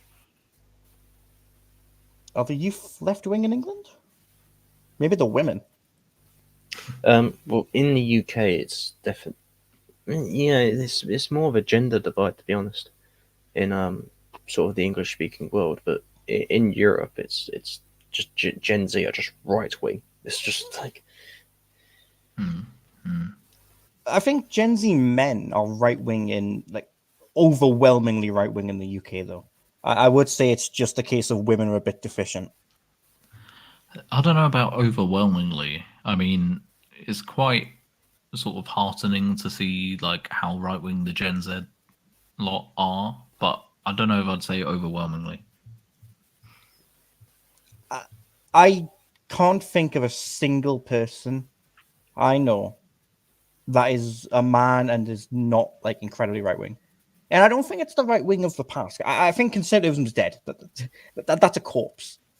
And I'm not even sure if it would be a reactionary right wing. I think it would be purely sort of a kind of right wing that we've not really seen before. So that could entirely be a case of it's just it doesn't look like anything we've had before, so it doesn't like look right wing. I mean, look, femboy Nazis. Okay, that's what Yeah. I'm thinking. Yeah, no, yeah, exactly. Femboy Nazis. It's a postmodern right wingism, as opposed to the sort of traditional right wingism that we've had throughout history and the modern, like right wing movements of the 20th century. This is something totally new. This postmodern right wing that's gonna have like femboy Nazis and stuff. Yeah, Yeah, it's weird, but I mean, it is good to see so many young people becoming so right wing. Does give one a little bit of hope. I do think sort of the great like political debate that is broadly happening across the West right now will be the death of the Enlightenment and the beginning of a new sort of political paradigm. I hope so. I'm crossing my fingers. I hope so. Any predictions on that, Charlie? What do you think are sort of the conversations that'll be held? Well, I mean, I don't really know many right-wing people that are like, yeah, I love the Tory party. I want to go back to like Thatcherism. It's just like, no. No. I think John's the only one. You'll find some because of course, but like, I mean, I'm thinking like I know John, and there's this like one random geezer I met off in like Oxford one time. It was like I love Rishi Sunak, and it's like other than that I can't really think of anyone.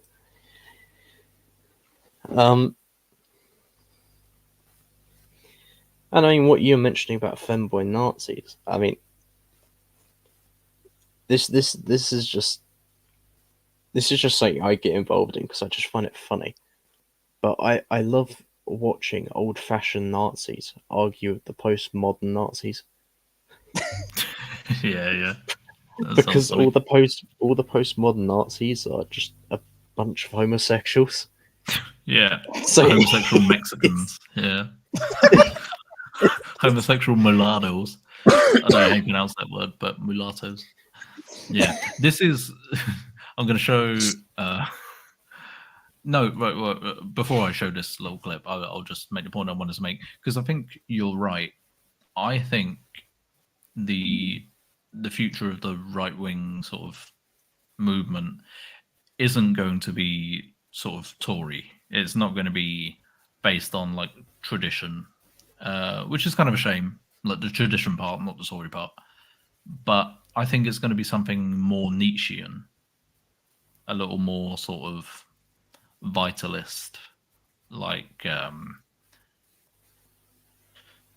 winner It'll be takes something- all. It would like be something quite cynical. cynical, maybe, but I think it will have a. I don't know. I don't know about cynical. I think it will be more of like grasping for seeing what heights can be reached. You know, I think I feel like there'll be something Nietzschean about it, which is pretty cool. Colonize the stars. Yeah, I Bro, mean, we are that's the cringe bit, terraforming yeah. Mars. I We are don't know. terraforming Mars. I don't want to do that shit. But yeah, this is No. this is the Tory party Listen, in a the nutshell. aliens were not made in God's image. They are going to die. Right. This is the. If you're a Tory, right, I want you to feel very offended by this video. I want you to feel offended by it because you should be. There's nothing that annoys me more than the modern perception of a conservative. Nothing that annoys me more at all. This is you, Tory boy. I thought you were saying that, Charlie. Very, very No. surprised when they find out I'm a conservative. I mean, I just don't fit into the stereotype whatsoever. So they hear that I'm involved in politics, and you can just see in their eyes they're kind of making the assumption, he looks like a bit of a lefty. And then I'm like, actually, Margaret Thatcher's biggest fan. And they're like, what? I'm from a very traditional northern background. I was raised by my mother. I've been state educated. Obviously, around here it's traditional Labour heartland. And I suppose I support the Conservatives because I'm someone with aspiration. I'm very big on the ideas of freedom of the individual, of the responsibility of the individual. I believe that no one has the right to money that someone else has worked for. I believe that people who have worked for money have the right to keep more of that money. I'm probably one of the only. You notice how everything this fella's saying is economic. Yeah. We want It- low tax, and I want to keep more of my money. And if you work hard, you'll succeed. Blah blah blah. Thatcher bullshit. We don't want Thatcher bullshit. We want right wing politics. We don't want liberalism. It is in like they just seem economically right wing and like socially left wing. Yeah, yeah. Only Which students in Oldham is not that bothered about tuition fees. Go on. no, that's it. Sorry. I think if you're going to pay for your time at university, you need to make it worth it.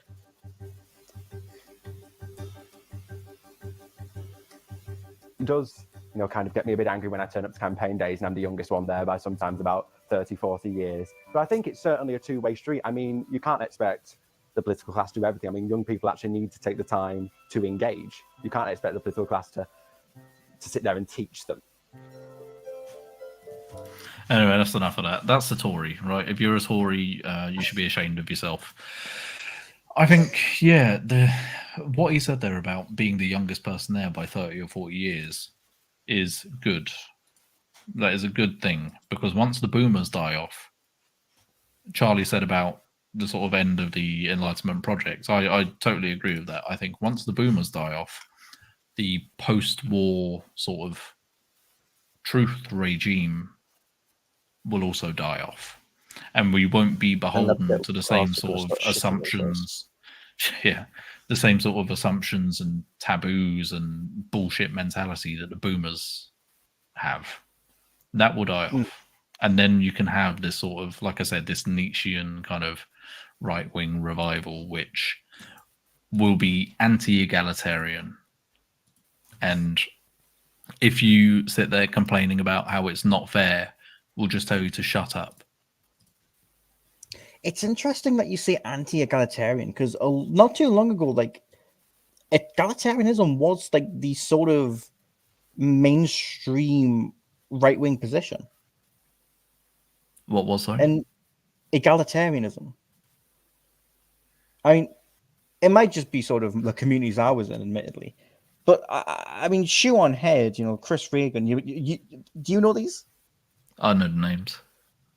Well, they were sort of the anti-feminist days, and they sort of like were proud egalitarians, and it felt like egalitarian was the future.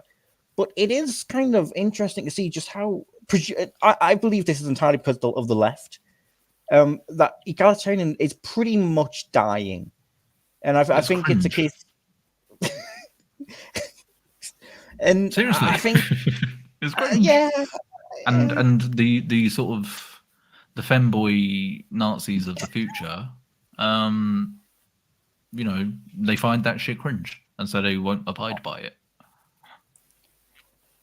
yeah, and I do think, yeah. I mean, one of the things I asked Charlie was what a future debate would be, and I feel like the next debate the right's going to have is CivNat or FNAT, and that has to come.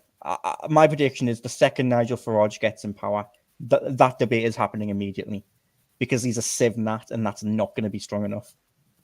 And you hear him like Nigel Farage just can't like answer to the right. Like he can't actually, like, a right wing guy like attacks him, and he can't defend himself, because at the end of the day, ethno nationalism is so blatantly the right one that he actually doesn't have a counter to it. No, So I think because he's a boomer. Yeah.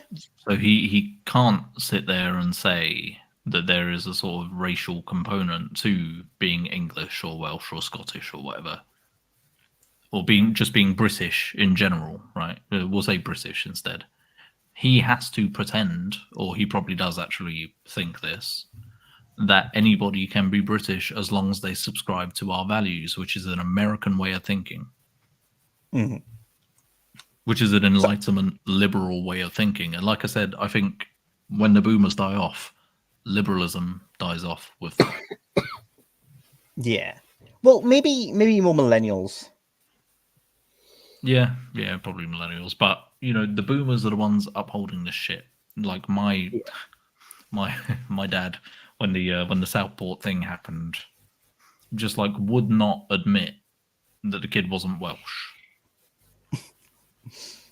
And I was like, both of his parents were Rwandan. The fact he was born in Wales does not make him fucking Welsh. He was like, yeah, he's Welsh, born and bred. Well, maybe born. I don't know, bred.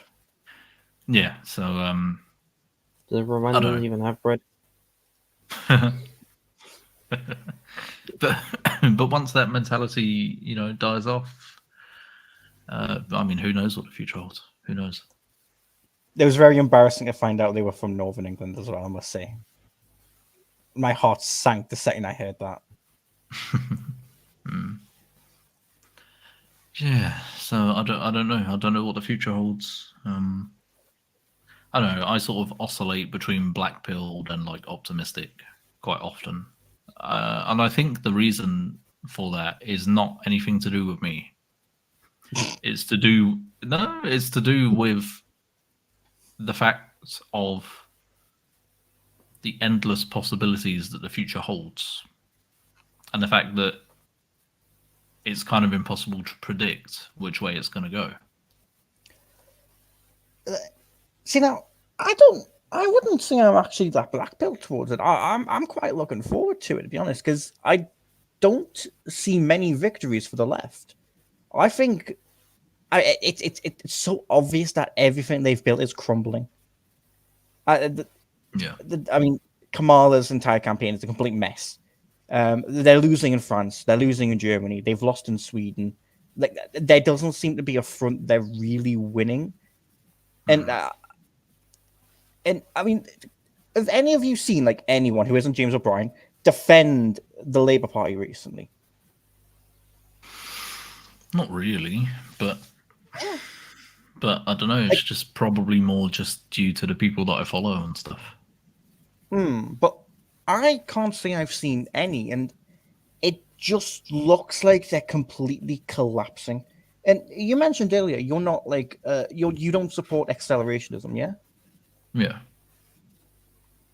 I wouldn't call myself an accelerationist, but I do. I very well might actually be one, and I think the left have accelerated too much to where now they're dying. And I think if we just accelerate their death, as they are actively doing, I think the problem would really solve itself. The ship is sinking, and I think we just need to hurry it up to sink. No, I get what you mean. I just think our victory has to come in conjunction with the death of the liberal and therefore Enlightenment paradigm. I think if our victory comes too early, it will be contained by figures like Nigel Farage. Total victory will come when the time is right. I think when if Nigel wins, I do think the next debate won't be like the next major debate in the country won't even include the left. I think it will purely be reform against Homeland, as it looks now. Yeah, because that's the only front Nigel can't defend from. So it's the front that he's going to get the most trouble with. Yeah, I think that's one sort of good sort of portent is how difficult it is for most people to argue against the right effectively. So the left has a difficult time arguing effectively against someone like Farage. Farage also has a difficult time arguing effectively against people like Homeland. So I think that's kind of a good thing if we can end up in this sort of not like purity spiral, but you know what I mean, like a dragging the Overton window to the right through the sort of dialectic of through the dialectic basically. So I think people need to be supporting Homeland. I would say support them. I would say support Nigel and then immediately jump ship to Homeland once Nigel wins. Because whether we like it or not, Nigel is evidently working. I mean, anti-immigration is like okay now. Like it's okay to have that position now. And I think that is entirely because of reform, entirely because of Nigel. But I do think just stick with reform until they win and then it's Homeland. Yeah, because I guess, I mean, there's almost no chance that Homeland will be big enough by 2029. So I guess it kind of has to be reform. The issue is that we then have to wait until at least 2034 for Homeland, right? And Farage has already said that deportations are off the table. It's not even, it's a political impossibility, is a quote. He seems kind of like completely inconsistent because he'll basically explain what he wants to do, and he agrees with the definition of deportations. He just doesn't like the word, it seems. So because about the word. All of his arguments, he never talks about kicking people out, except for illegals, obviously. But even the Tories will talk about kicking out illegals. He will never ever talk about kicking out anybody else, which obviously is what needs to be done. That's why we need to drag the Overton window too.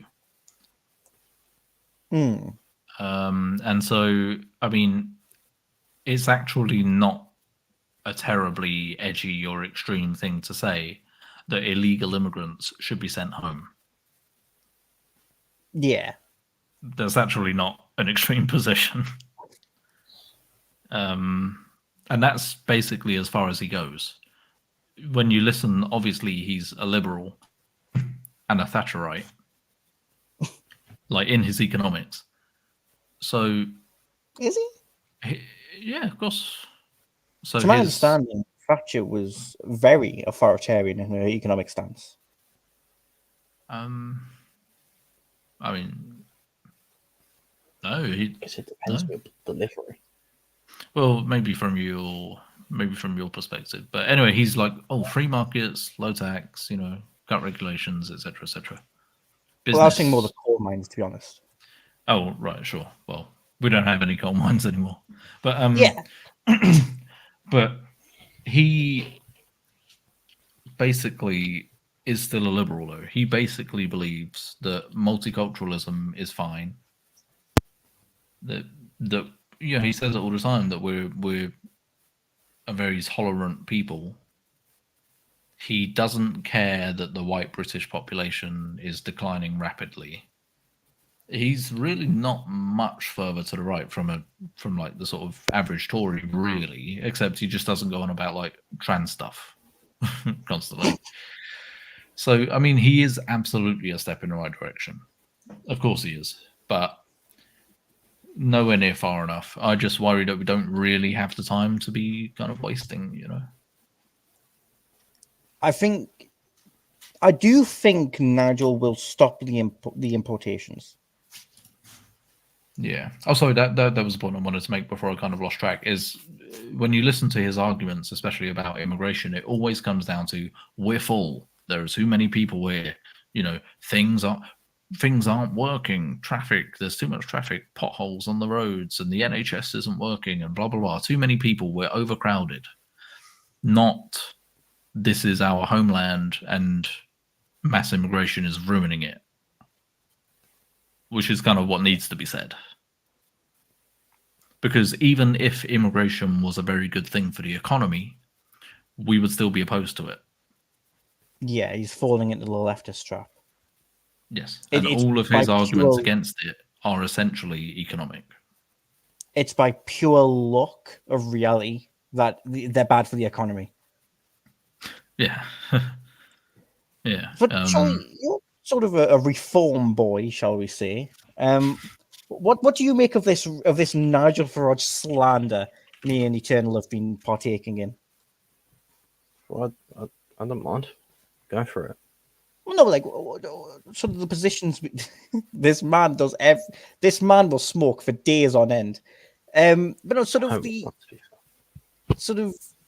what we've been saying. Sort of the idea that Nigel isn't strong enough, and that at some point we will have to jump ship to Homeland. Obviously, I know you don't know much about them, but what do you sort of make of that idea? No, I agree. Nigel's not far enough. But alternatively, English. Alternatively, I'm thinking because Nigel wants to leave in 2009, doesn't he? 2009, 2029. So I'm thinking who comes after him.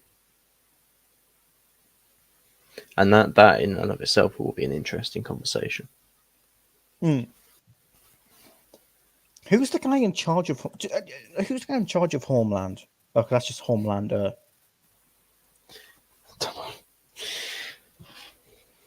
It is a man called Kenny Smith. Is a Scottish white nationalist. Okay. It's going to be that is very hard. Twitter? The Twitter, presumably he has a Twitter.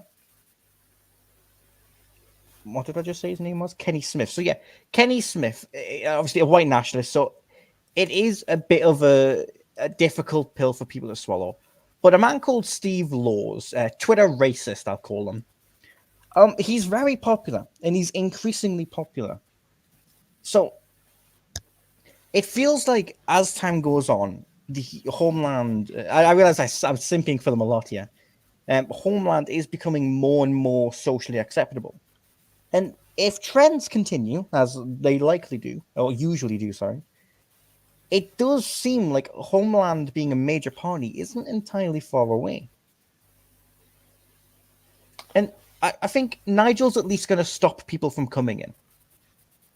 And I think that is really, like, that prevents the problem from getting worse. And as long as it doesn't get worse, I think we can manage for a while. Hopefully until Homeland can, win.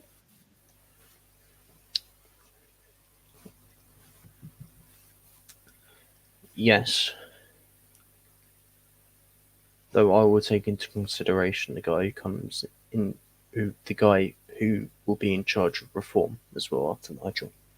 But not just be Richard Tice, though. And he's wet as they come.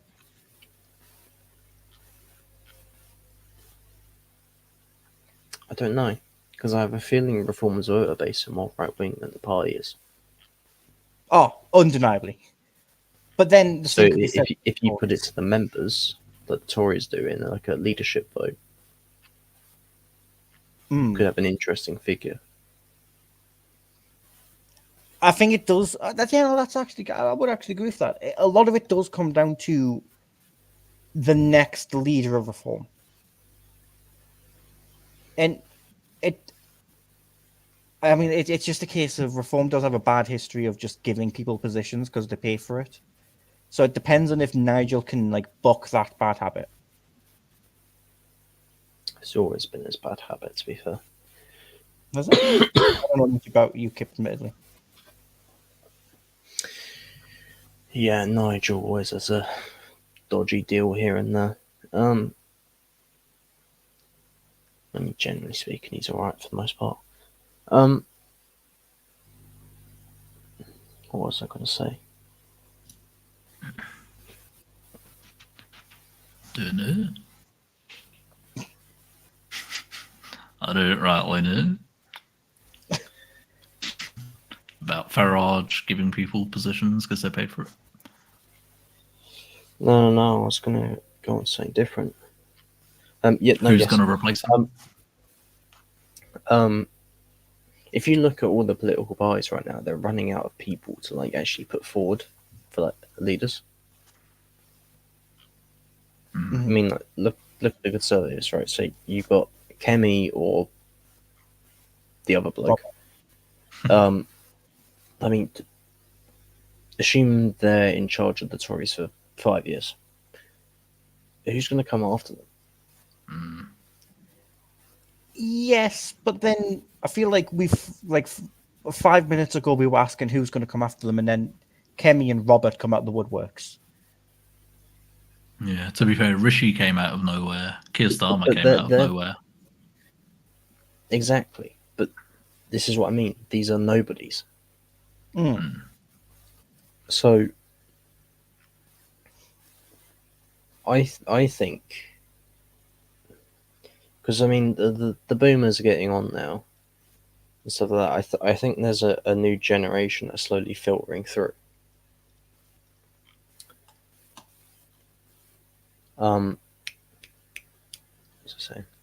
So I think things are going to start changing. So after Nigel stops being leader of reform, yeah, there'll be people like Richard Tyson and likes who will probably put themselves up, assuming it goes to a leadership like election, like the Conservatives do, for example.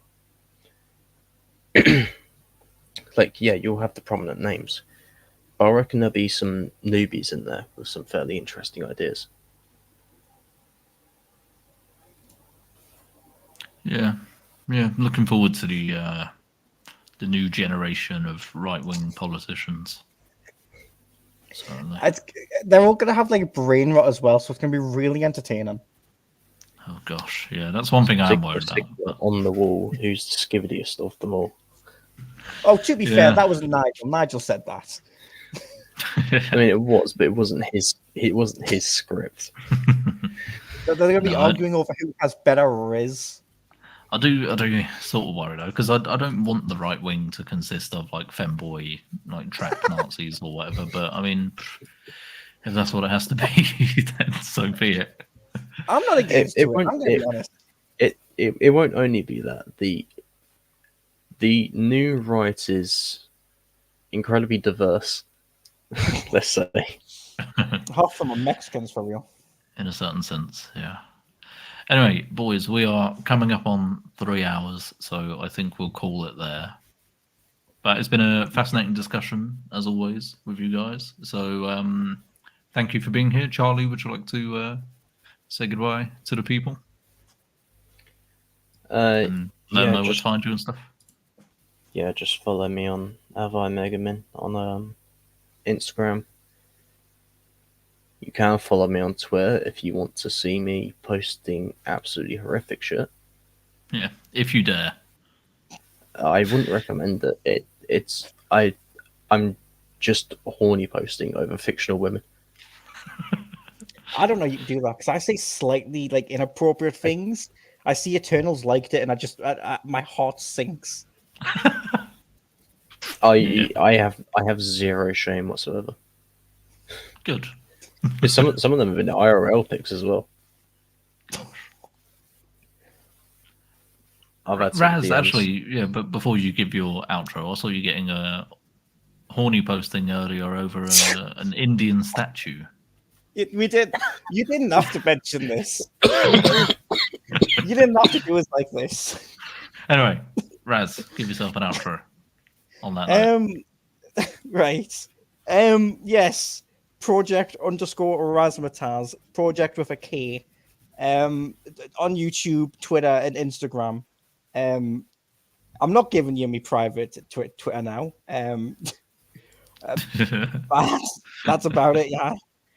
And you're having a special election stream, I understand. Yes.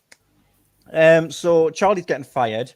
We don't accept femboys anymore. Okay, only real men like me and John. So John's gonna be a new co-host for it. So that's gonna be on the. I mean, it starts on the 5th, but it starts at 11 o'clock at night. So practically, it's on the 6th, and we're gonna go till 8 for the election stream. Yeah. So what's that? Tuesday at 11 it's starting. That is a great question, my friend. That is yes, Tuesday 11. Okay, wonderful. So yeah, thank you very much, boys. Thank you to you for watching, and we'll hopefully see you next time. Take care.